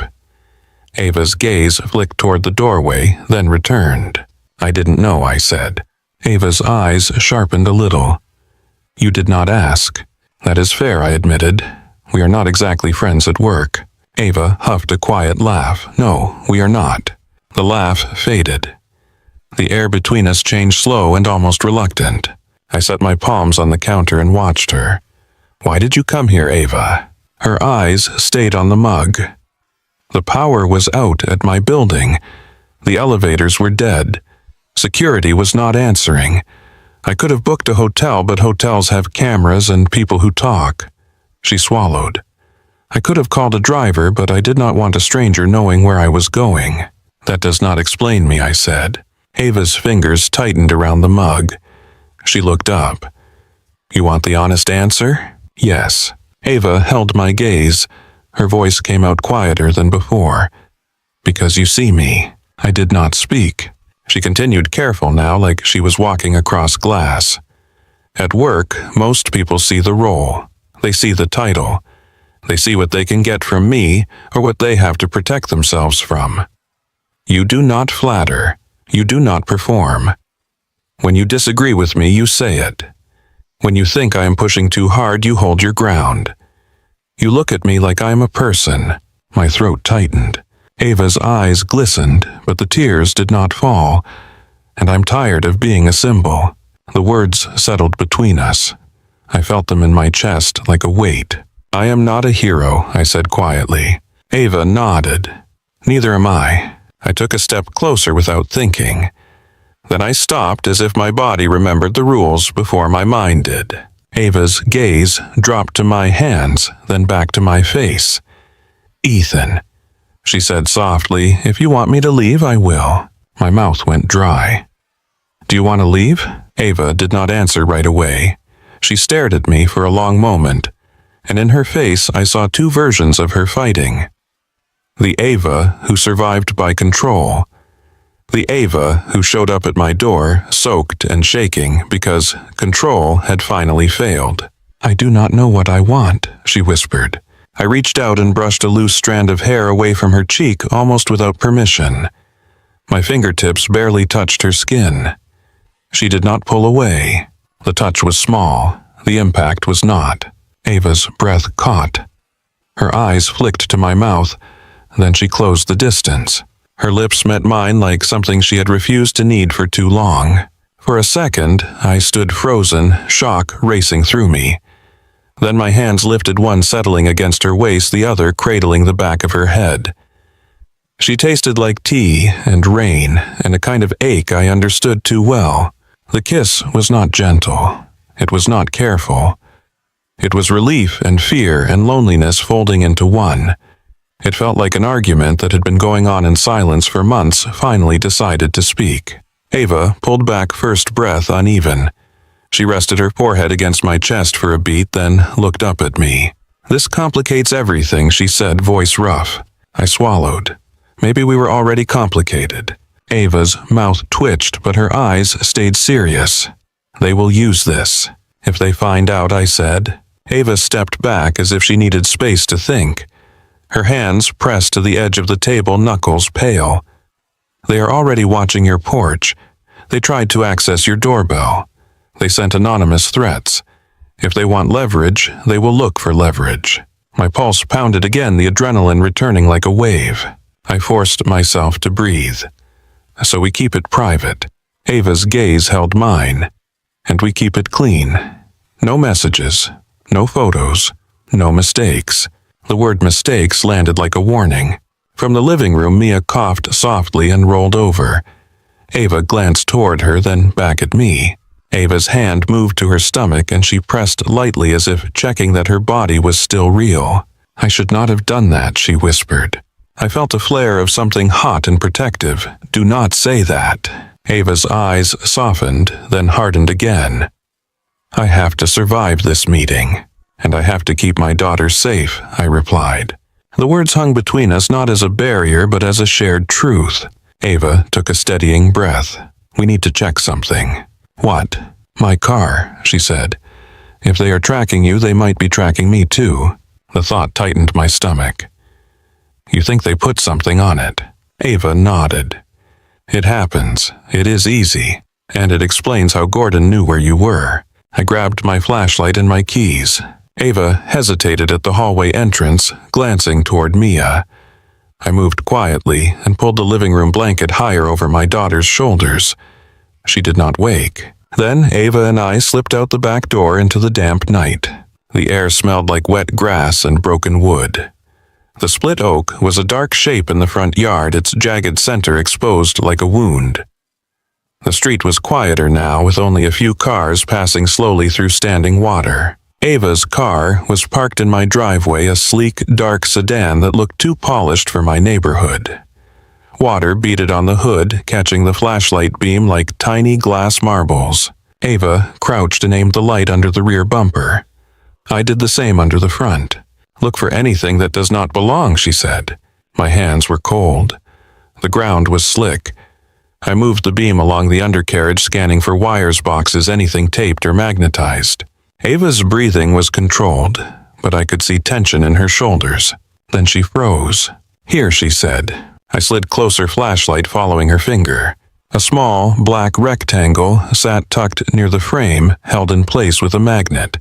It was clean, new, not part of the car. My pulse spiked. "That is it." Ava's face went pale, then steady. "Yes." I reached for it, hesitated, then pulled my hand back. "Should we touch it?" Ava's voice stayed calm. "We should, but we document it first." I pulled out my phone and took photos from different angles. Ava held the flashlight steady. The beam shook just a little. "Okay," I said. I carefully slid the device free. It was lighter than it looked. I turned it over. No markings. Just a serial number stamped into the plastic. Ava stared at it like it was a living thing. They were confident enough to do this. I felt anger rise sharp and immediate. In my driveway, Ava's gaze lifted to me. "In your life." We stood there in wet silence, the device cold in my palm. Somewhere down the street, a dog barked, then stopped. Ava's voice dropped. "We give this to Nina, and we keep a copy of the photos," I said. Ava nodded. "Yes." We went back inside, locking the door behind us. The warmth of the house hit my skin like a wave. The contrast made the fear feel even sharper. In the kitchen, I set the tracker on the table beside the flash drives and the binder. It looked small and harmless next to stacks of paper, which somehow made it worse. Ava sat down and closed her eyes for a second, breathing through her nose. When she opened them, she looked more like herself again, except now there was a new line of anger at the corner of her mouth. "They did not just want me out," she said. "They wanted control." I nodded. "And they are willing to cross lines to get it." Ava's gaze flicked to the clock. It was after 2. "We should sleep," she said. I almost laughed. In theory. Ava stood, then stopped. She looked at me. Really looked like she was seeing me in full for the first time. Not as an employee. Not as a potential ally. As a man with a child down the hall, a job under threat, and now a tracking device on his kitchen table. "I am sorry," she said. I shook my head. "Do not apologize for someone else's cruelty." Ava's eyes glistened again. This time she did not look away. "If you walk into that meeting with me, they will come after you harder." "I know," I said. "And Mia will feel it." Ava added, voice tight. I thought of my daughter asleep on the rug, the braid slipping loose, her trust intact. My chest ached. "I have spent 3 years trying to make her world stable," I said quietly. "I have been careful. I have been polite. I have swallowed things I hated because I needed the paycheck." I looked at the tracker, and they still came to my porch. Ava did not interrupt. I continued, voice steady now. "If I back away, they do it again. To you, to me, to anyone who is inconvenient." Ava's throat moved as she swallowed. "Ethan." I stepped closer. Not for another kiss. Just close enough to be honest. "Mia needs stability," I said. "She also needs to know I did not teach her to be afraid of bullies in cartoons and then bow to them in real life." Ava's eyes softened, and something in her expression broke open, small and raw. "Then we go together," she whispered. I nodded once, together. Ava's hand lifted and hovered near mine. Then her fingers threaded through my fingers, careful, quiet, like she was learning how to ask for something without paying for it. We stood like that for a moment, listening to the house. Mia's breathing, the refrigerator hum, the distant drip of rain from the gutters. Ava let go first, then straightened. The CEO mask returned, but it sat differently now. Less armor for show, more armor for survival. "I will try to sleep," she said. "So will I replied. Ava paused at the hallway, then turned back. Her eyes held mine for a beat. She did not smile. She did not speak. She simply looked like a woman who had decided not to disappear. I lay back on the couch and stared at the ceiling again. The flash drive pressed into my pocket like a reminder. The tracker sat on the table under the lamp, a small, black proof that fear had an address. Somewhere in the distance, thunder rolled again, faint this time, as if the sky was clearing its throat. I slept in fragments, the kind that feel like falling down short stairs. Each time I drifted off, I saw the black tracker on the table. Each time I woke, the house was still, as if it was holding its breath with me. At 5:30, my alarm buzzed. I sat up, rubbed my face, and listened. No footsteps outside. No car doors. Just the low hum of the refrigerator and the faint drip from the gutters. Ava was already in the kitchen. She stood at the counter in the soft morning light, hair pulled back clean. Posture straight. My oversized shirt replaced by a fitted black turtleneck she must have pulled from her portfolio. Her blazer was draped over a chair. She held a mug in both hands and stared into it like it might offer answers. "You didn't sleep," I said. "I slept enough," she replied, and the tone was pure. Ava controlled and clipped. Then her eyes flicked to my face and softened slightly. "How's Mia?" I glanced down the hall, still out. Ava nodded, then gestured toward the table. The binder sat there fat with paper. 2 flash drives lay beside it. The tracker was sealed in a clear plastic bag, my best attempt at keeping it untouched. I had printed the photos of it and the porch clip stills on my cheap home printer ink, a little streaked but legible. Ava set her mug down. "We take everything," she said, "but we present only what we need." I reached for the binder. Timeline first. Ava nodded.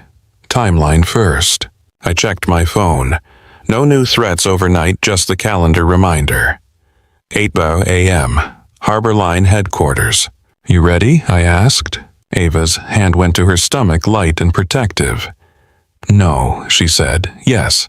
That was the closest thing to honesty and bravery sharing the same sentence. At 6:15, Mia padded into the kitchen with her stuffed rabbit pressed to her cheek. Her braid had loosened into a soft wave and her eyes were puffy with sleep. Is it morning? She asked.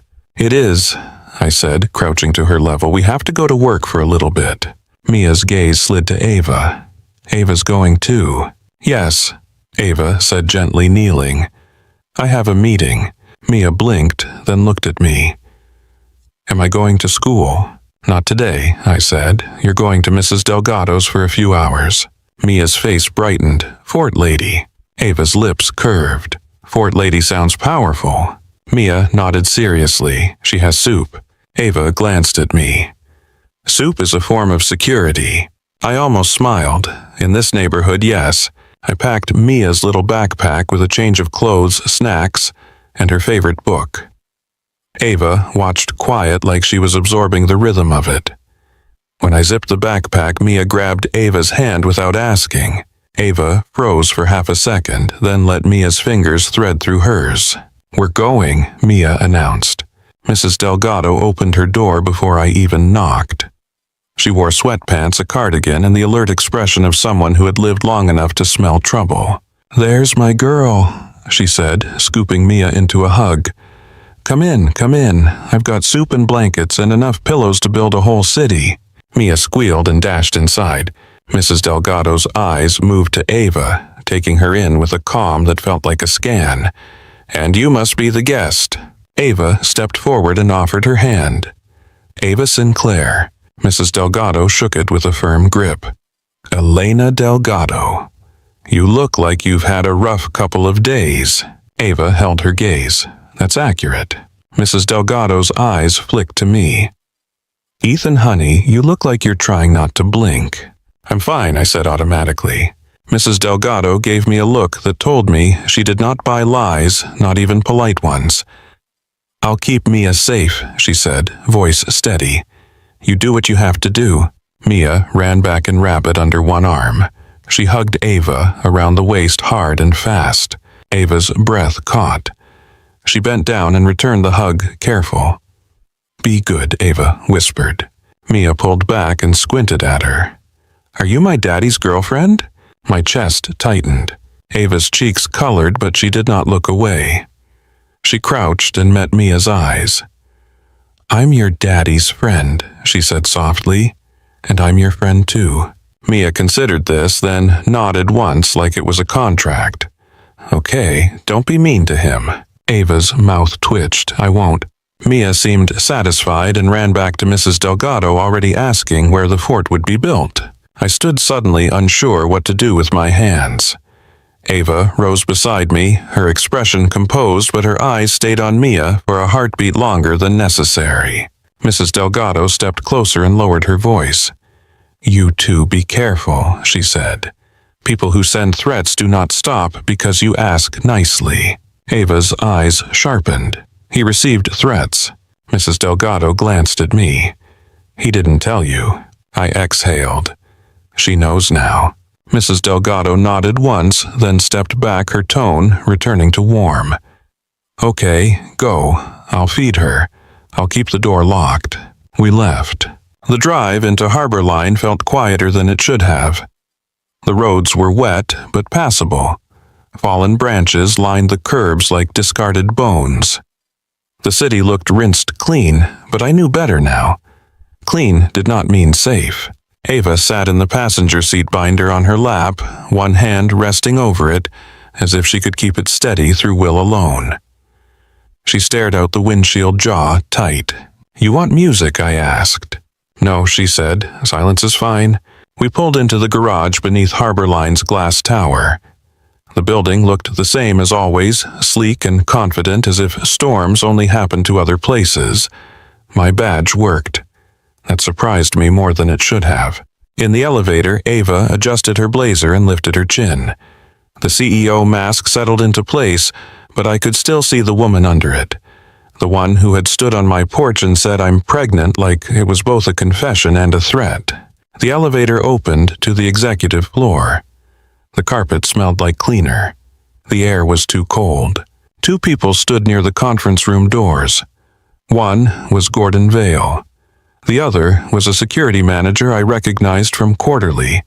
All hands, a man who liked to talk about safety culture while watching everyone's hands. Gordon's smile appeared the moment he saw Ava. It was polite, practiced, and empty. "Ava," he said, "I'm glad you could make it." Ava did not slow down. "Good morning." Gordon's gaze slid to me. The smile did not change, but the temperature in his eyes did. "Ethan Brooks," he said. "You're early." "I was invited," I said, though we both knew I wasn't. Gordon took a small step toward me. "This is an executive session," he said. "You are not on the agenda." Ava stopped. "He's with me." Gordon's brows lifted just a fraction. "He is not authorized." "He is authorized," Ava replied, voice even. "He is a senior product lead with access to records relevant to this discussion." Gordon's gaze flicked to the binder, records. Ava held his eyes, yes. The security manager shifted his weight, watching Gordon for cues. Gordon's voice stayed smooth. "We can discuss your concerns with counsel. Ethan does not need to be present." Ava's expression did not change. "He does." Gordon's smile tightened. "Ava, do not make this harder." Ava stepped closer just enough that Gordon had to look up at her. "I'm not the one making it hard," she said quietly. "Open the doors." For a moment, Gordon held her gaze.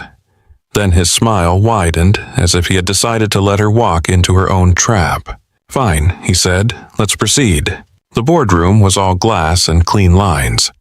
A long table, leather chairs, a screen at the far end. 8 board members sat, spaced out coffee cups and tablets in front of them. The general counsel chair was empty. When Ava walked in, the room's energy shifted. People straightened, eyes sharpened. A few faces carried surprise, like they had expected her to arrive alone or not at all. Ava took her seat at the head of the table. I sat one chair to her right, slightly back close enough to hand her what she needed. My palms were damp. I wiped them against my slacks under the table. Gordon took a seat opposite her, casual, as if this were routine. He clasped his hands. "Thank you all for joining on short notice," he began. "Given recent developments, we need to address leadership stability and organizational direction." Ava's voice cut through calm. "Before you proceed, we need to address board conduct." The room stilled. Gordon's smile returned. "Ava, this is not the time for personal grievances." "This is the exact time," Ava said, and slid a flash drive onto the table. The small click of plastic against wood sounded loud in the silence. "We have evidence that the board has been preparing to remove me under the pretext of restructuring due to my pregnancy, and we have evidence of retaliatory behavior aimed at anyone who supports my right to remain in my role." A board member with silver hair leaned forward. "Pregnancy," she repeated as if the word itself had weight. Gordon's expression stayed smooth. "This is inappropriate." Ava looked at him without blinking. "It is accurate." Gordon turned to the others. "We are here to ensure the company is protected." Ava nodded once. "So am I." She looked at me. "Ethan." I stood, walked to the screen, and plugged in the flash drive. My hands were steady now because movement gave them something to do. The screen lit up with a simple title slide timeline of board actions and communications. Gordon's eyes narrowed. "This is not an approved presentation." "It is now," Ava said. I clicked through. The first section showed dates clean and undeniable. The day Ava left early for a medical appointment. The board minutes that same day mentioning leadership succession options. The investor talking points 2 days later using the phrase leadership continuity. The restructured draft created weeks before anyone supposedly knew anything. Ava spoke, while the slides moved, her voice steady, precise. They began restructuring discussions the day of my medical appointment. Not after I announced anything publicly. Not after a performance issue. On that day, a board member frowned.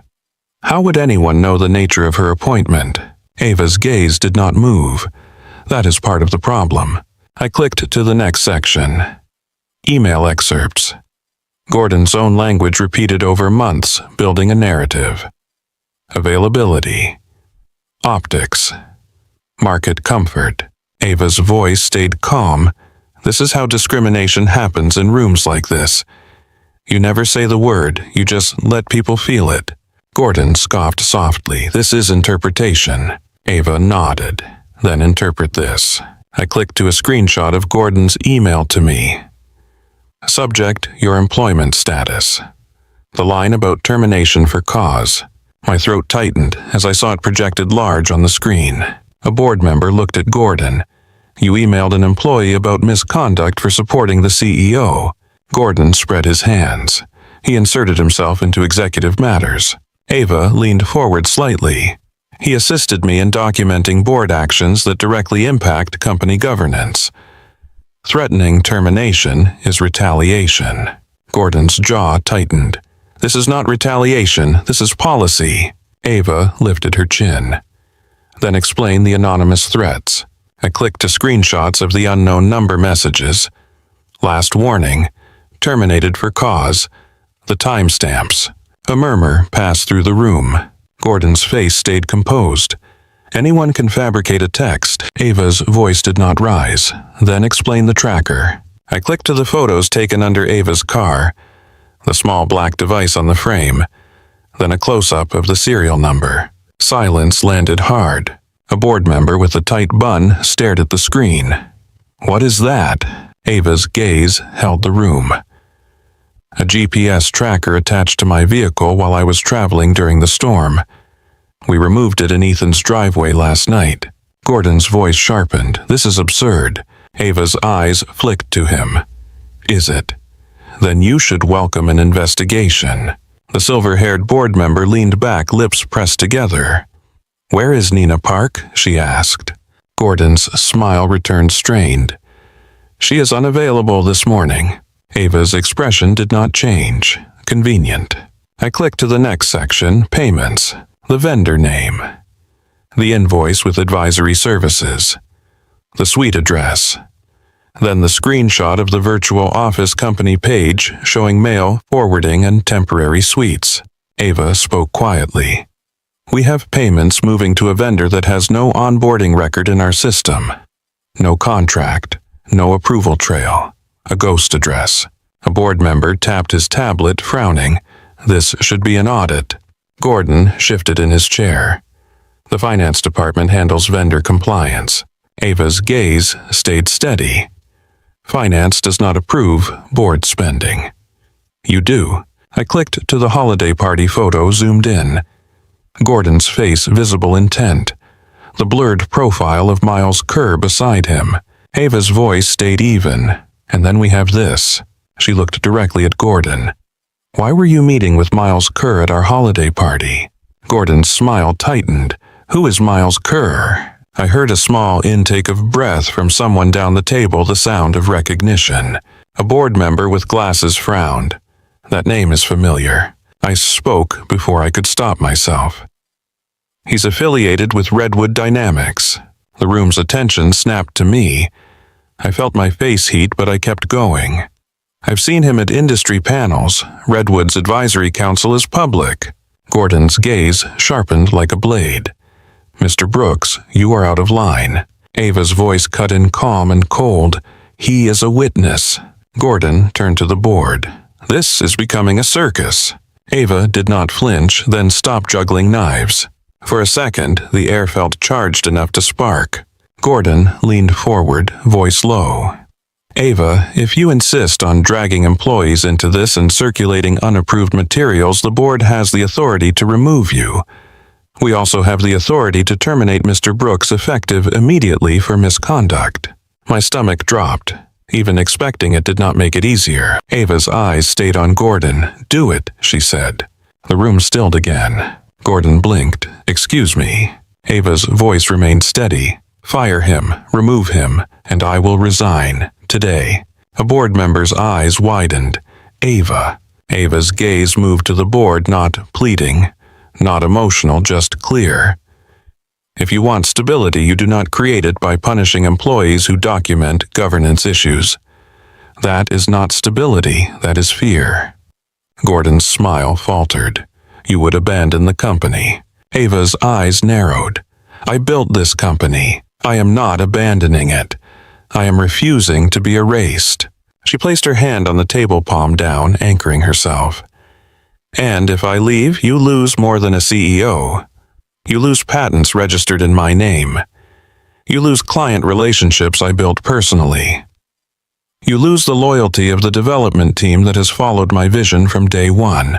I saw 2 board members exchange a look, quick and sharp.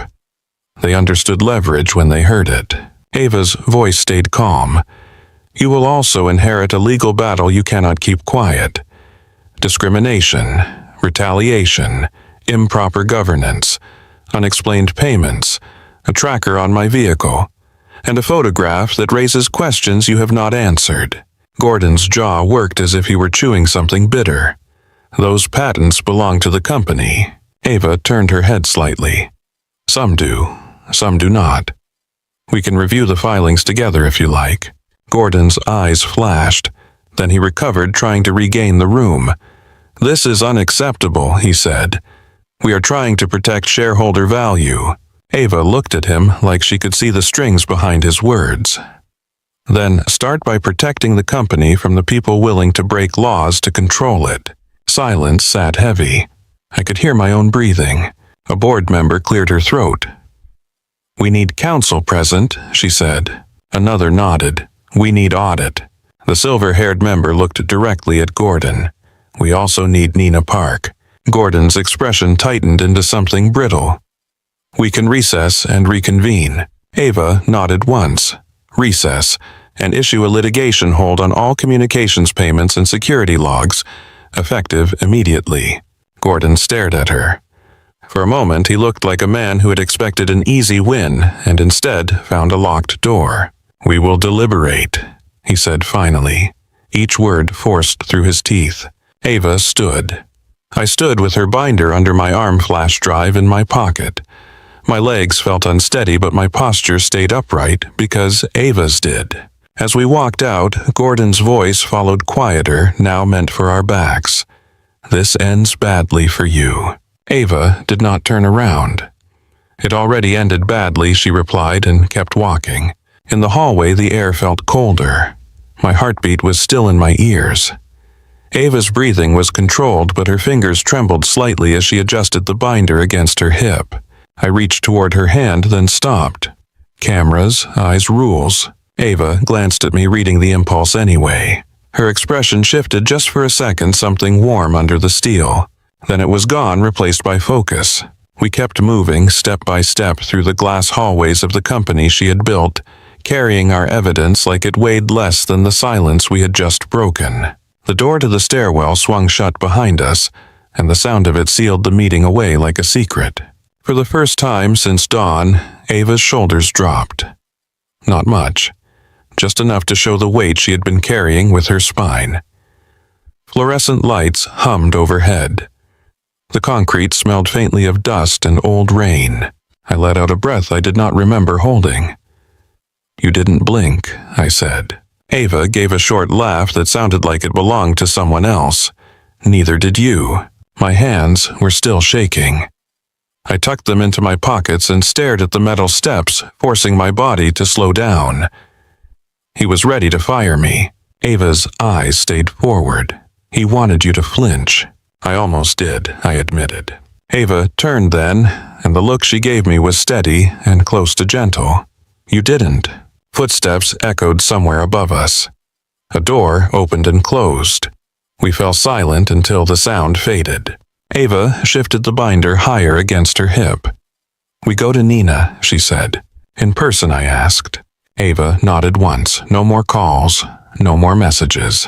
We moved through the executive corridor like everything was normal, like we were heading to another meeting with polite agendas. People glanced up from desks and looked away quickly. The building had its own kind of weather, and you could feel when it changed. Nina Park's office sat near the end of the hall, tucked behind frosted glass and a receptionist desk that was suddenly empty. Ava did not slow. She knocked once and opened the door. Nina stood behind her desk with her phone in hand, face pale as if she had been expecting a flood, and it arrived anyway. She looked at Ava, then at me, then at the binder. "You brought him," Nina said quietly. Ava stepped inside and closed the door. "He's part of this now." Nina's gaze held mine. I told Ava I could help, but I also told her there are limits. I nodded. "I'm not here to make your job harder." Nina's mouth tightened. That would be a first for someone in this building. Ava set the binder on Nina's desk. They recessed. "They tried to move without you." Nina's eyes flashed. "Of course they did." Ava leaned forward. "You said they would hide behind process. They just tried to weaponize it in real time." Nina exhaled slowly and stepped around her desk. "Show me what you have." We opened the binder together. Nina moved through the pages with the speed of someone who could read a contract in one pass and hear the lie between commas. When she reached the tracker photos, her jaw tightened. "That is criminal," she said. Ava's voice stayed calm. "It was removed from my car in Ethan's driveway." Nina looked at me. "You photographed it before touching it." "Yes," I said. "Multiple angles, time-stamped." Nina nodded once, satisfied. She flipped to the payment section and paused at the virtual office address. "This is sloppy," she murmured. Ava's eyes narrowed, sloppy or rushed. Nina looked up. "Both." "Gordon has been pushing for speed. He asked me to draft language for removal that would look voluntary. When I refused, he tried to route it through an outside firm." Ava's gaze sharpened. "Which firm?" Nina hesitated, then pulled a legal pad from her desk drawer and wrote a name down. She slid it toward Ava without speaking. Ava read it and went still. "They represent Redwood," she said, voice low. Nina's expression tightened. "That is what I suspected, but I had no proof until this morning." I felt the blood drain from my face. The holiday photo, the ghost vendor, the outside firm. The pieces were locking into place with a cold click. Nina turned the legal pad back to herself and wrote another line. "One more thing," she said. "Gordon has been meeting privately with a partner from a fund called Northline Capital." Ava's head tilted. "Northline holds shares." Nina nodded. "Not a lot publicly, but enough to lean. They want influence without visibility." Ava stared at the wall for a beat, then looked at Nina. "Is Northline connected to Redwood?" Nina did not answer immediately. She walked to her computer, typed, and turned the screen toward us. A filing, a set of disclosures, names listed in small print. Ava read it, then lifted her gaze. "A Northline partner sits on Redwood's board." Nina nodded once. "That is the bridge." My stomach turned. It was worse than I thought. Not a single bad actor. A network. Money and influence threaded together through polite titles. Ava pressed her fingers to her temple. "They were never trying to protect the company," she said softly. "They were trying to extract it." Nina's voice stayed practical. "Which means you do not treat this like a workplace dispute. You treat it like governance misconduct and potential theft of trade secrets." Ava looked at me. "Did you hear that?" I nodded. My throat felt tight. I heard it. Nina's gaze returned to me. "Ethan, you need to be careful.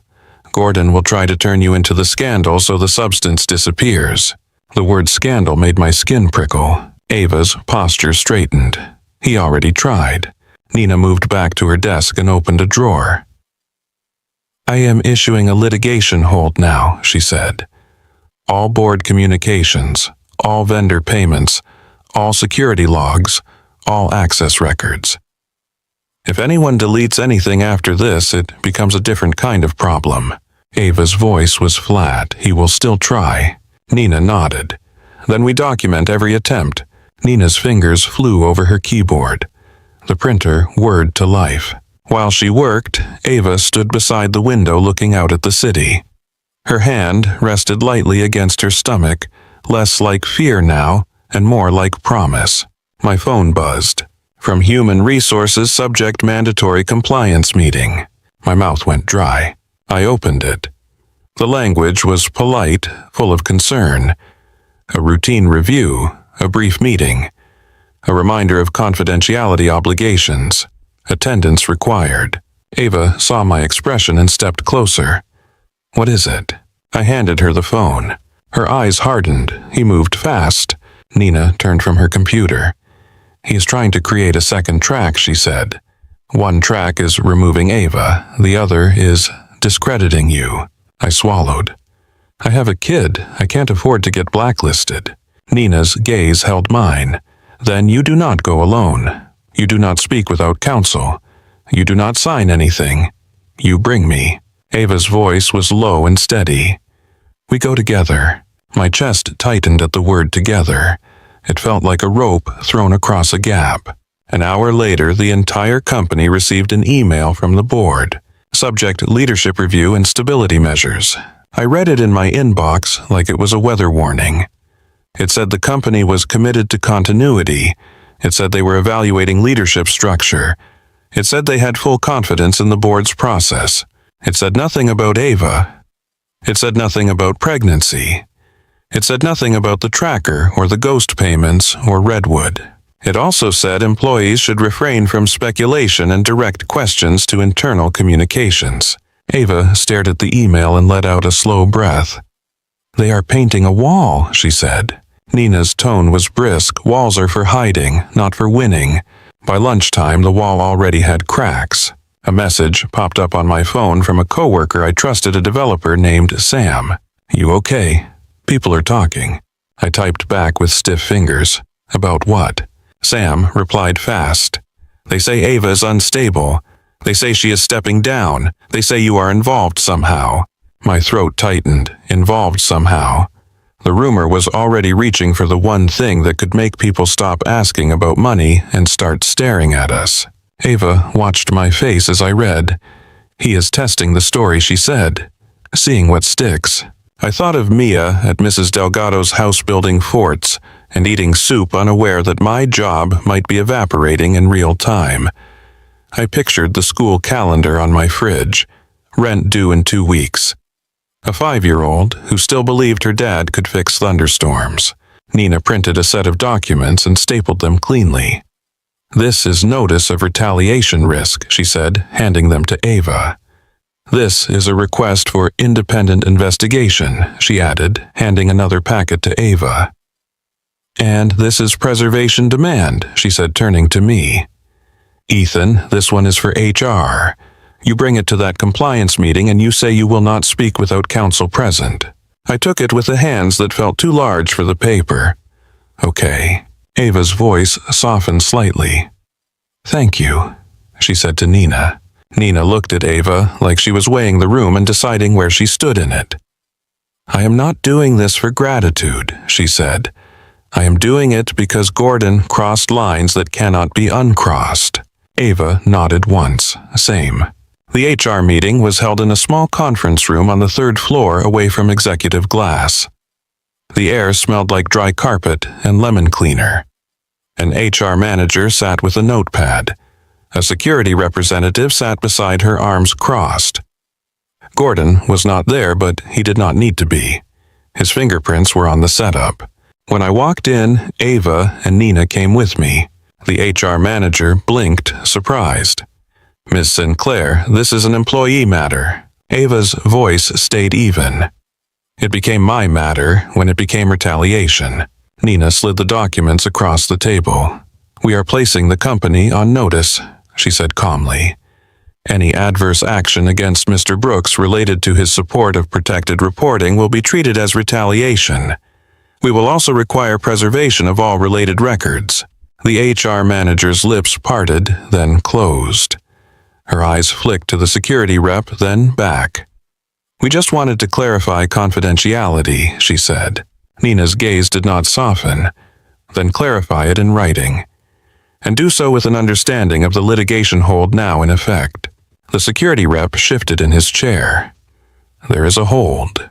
Nina nodded once. "As of this morning." The HR manager looked uncomfortable, which was the closest thing to victory I had felt all day. After the meeting, we returned to Ava's office. It was the first time I had stepped inside. It smelled faintly of cedar and expensive paper.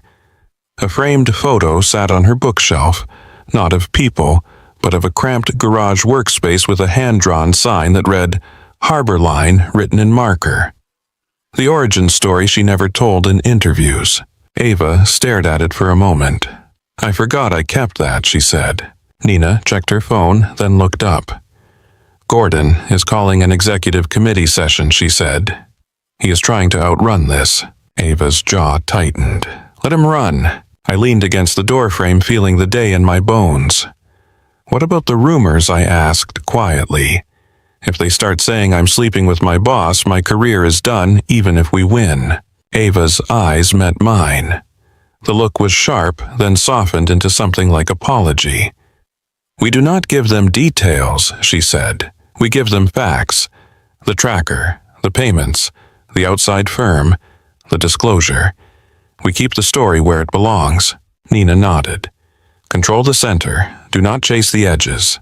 My phone buzzed again, this time a text from Mrs. Delgado. "Mia is happy." A man in a suit asked which car you drive. I told him nothing. "Call me when you can." My stomach dropped. I showed it to Ava and Nina. Ava's face went cold. "They followed you to her house." Nina's voice sharpened. "That is intimidation." Ava grabbed her phone. "Ethan, call Mrs. Delgado. Tell her to keep the doors locked. Tell her if anyone returns, she calls the police." My hands shook as I dialed. Mrs. Delgado answered immediately. "Elena," I said, trying to keep my voice steady, "lock the doors. Do not speak to anyone. If anyone comes back, call the police." "Honey," she replied, calm and fierce, "the doors are locked. The soup is hot. Mia is building a fort so tall it might touch heaven. I will call if I see anyone." The word heaven made my throat tighten. "Thank you," I managed. "I meant what I said," she replied. "You do what you have to do." I ended the call and stared at my phone, feeling anger rise in a clean, sharp line. They had stepped into my daughter's orbit. That changed the shape of my fear. Ava's voice cut through, controlled but tight. "They want you to panic," she said. I looked up. I'm already there. Ava stepped closer, not touching, but close enough that I could feel her presence, steadying the space. "Then we do not give them the satisfaction," she said quietly. "We keep moving." Nina's phone rang. She listened, face unreadable, then hung up. "Audit is requesting immediate access to vendor payment logs," she said. "That means someone on the board is nervous." Ava exhaled slowly. "Good." Outside Ava's office window, the city kept going. Cars moved. People walked under umbrellas like nothing was happening. Inside, my life felt like it was balanced on paper and plastic, and the thin line between calm and collapse. Ava turned to Nina. "Send the disclosure about Northline and Redwood to the full board," she said. "Not just the committee." Nina nodded. "Already drafted."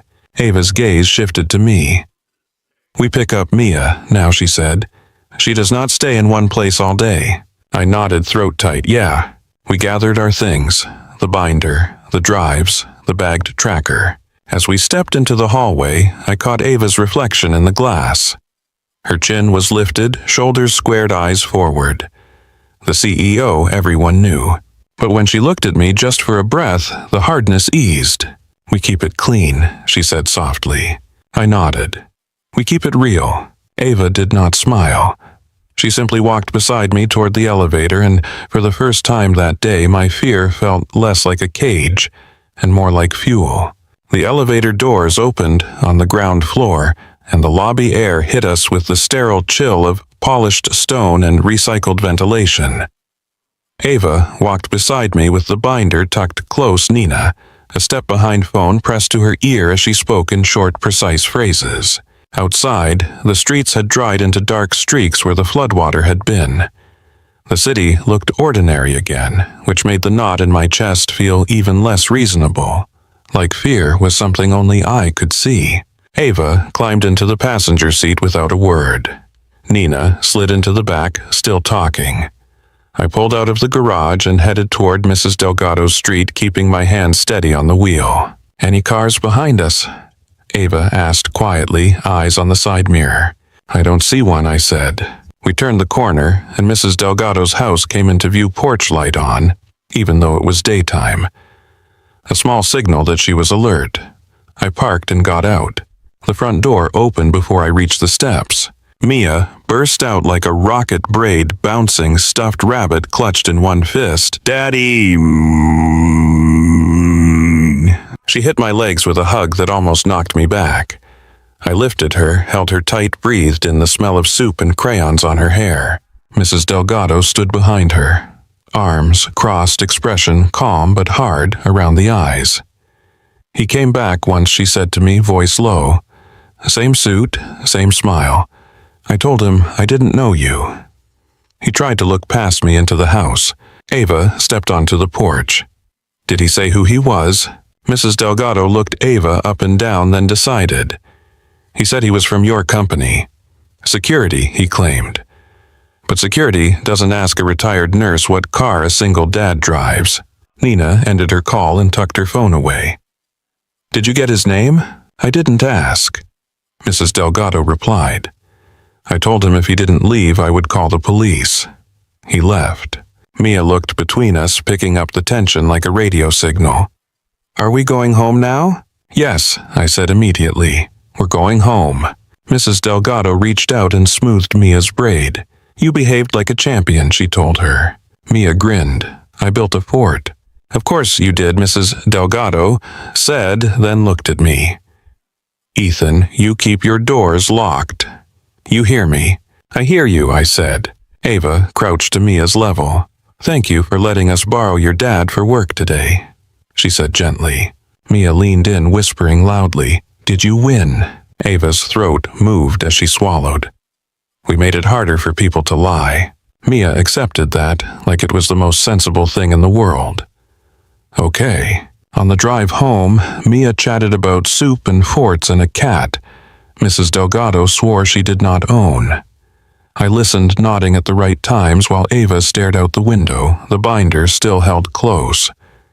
Nina sat behind us, typing on her phone with her chin lifted, as if she could keep the world back by refusing to bow her head. That night, after Mia fell asleep with her rabbit tucked under her chin, Ava sat at my kitchen table again. The same table where ketchup had dried into faint stains and crayons still rolled under the edge of the placemat. Nina had left hours ago with the tracker bagged and logged, headed to file it the way she filed everything, with proof and paper trails and no room for anyone to rewrite reality. Ava and I stayed quiet, tired down to the bone. They followed you to her house, Ava said, voice low. I stared at the dark window over the sink. They followed my kid. Ava's hand found the edge of the table, fingers curling. That changes everything. It already changed, I replied. I just didn't want to admit it. Ava looked at me for a long moment. Her gaze dropped to my hands, then rose again. You don't have to do this, she said. Not if it breaks you. I shook my head. I'm already in it. I don't get to pretend I'm not. Ava's eyes glistened, and she blinked slowly, holding herself together the way she always did. Then we keep the line, she whispered. The line I echoed. Ava nodded once. Facts only. Proof only. No distractions. I thought of the rumor Sam had warned me about, the kind of story that could swallow everything else. I felt my face heat in the dark, not from shame, but from the fury of being used like a prop. Ava leaned forward slightly. Ethan, she said, I will not let them turn you into this. I met her gaze. And I won't let them turn you into a headline. For the first time that day, her shoulders eased. She stood, walked around the table, and rested her hand lightly on my arm. The touch was brief, steady, and careful, like a promise made without a spotlight. 6 months later, the Harbor Line Auditorium smelled like fresh coffee and new carpet. Cameras lined the aisle. Employees packed the rose badges, clipped phones held low, eyes bright with the kind of attention that meant they knew they were watching a moment that would be repeated in hallways for years. Ava stood at the podium in a tailored maternity dress, her belly unmistakable, now no longer something she could hide behind a blazer. The stage lights caught the curve and made it look like a declaration. Behind her, the company logo glowed on the screen. In the front row, I sat with Mia on my knee. She wore a white shirt that said Big Sister in training in block letters. She did not understand quarterly earnings, but she understood applause. She clapped with both hands like she meant it. Ava's gaze swept the room. When it found us, it held for a beat longer than necessary. "Our numbers are up," Ava said, voice clear, steady, no tremor. "But I want to be careful about what we call success." People leaned in. Even the cameramen stopped shifting. Ava rested both hands on the podium. "We can build products that save time, save money, save lives. But we cannot do that if we are afraid of the truth. We cannot do that if we punish people for asking questions." A murmur moved through the room, agreement and relief tangled together. The board chair seat was empty. Gordon Vale had resigned 3 weeks after audit began pulling vendor logs, and external counsel started asking why a virtual office address had received so many payments. The official press release called it a personal decision. The subpoena that arrived later did not. Ava continued, voice calm. "I'm still here because people chose integrity over convenience." Her eyes flicked to Nina in the side aisle, standing with arms folded, expression unreadable, the closest thing to a smile at the corner of her mouth. "And I'm still here," Ava added, "because someone stood next to me when it would have been easier to step back." Her gaze found mine again. Heat rose in my throat, tight and sudden. Mia leaned into my chest and whispered, "That's you." I kissed the top of her head. "Yeah," I whispered back, "that's us." That evening, the house felt different. Not because the walls changed, though they had. The broken oak was gone from the yard, replaced by a clean patch of soil and a young sapling supported by stakes. Inside, the master bedroom held a new bed, wider and sturdier, the kind that did not make you feel like you had to fold yourself smaller to fit. Mia ran down the hallway in socks, laughing, chasing her rabbit in circles until she flopped onto the living room rug and declared herself tired. Ava stood in the doorway, watching her hand resting on her belly, a soft look on her face that made my chest ache. "She's fast," Ava said. "She's unstoppable," I replied. Ava turned toward me, eyes tired but bright. "This place feels real." "It is," I said. Ava stepped closer, and for once there were no cameras, no board members, no emails that could detonate a life. Just a quiet house, a child sleeping in the next room, and the steady sound of someone breathing beside you. Ava's voice dropped. "Remember when I said your bed was small?" I nodded. "I remember." She rested her forehead against my shoulder for a moment, then looked up. It was. I laughed quietly. Still worked. Ava's hand slid into mine, fingers warm. "It worked," she agreed. "If you've been listening along, I want to hear from you.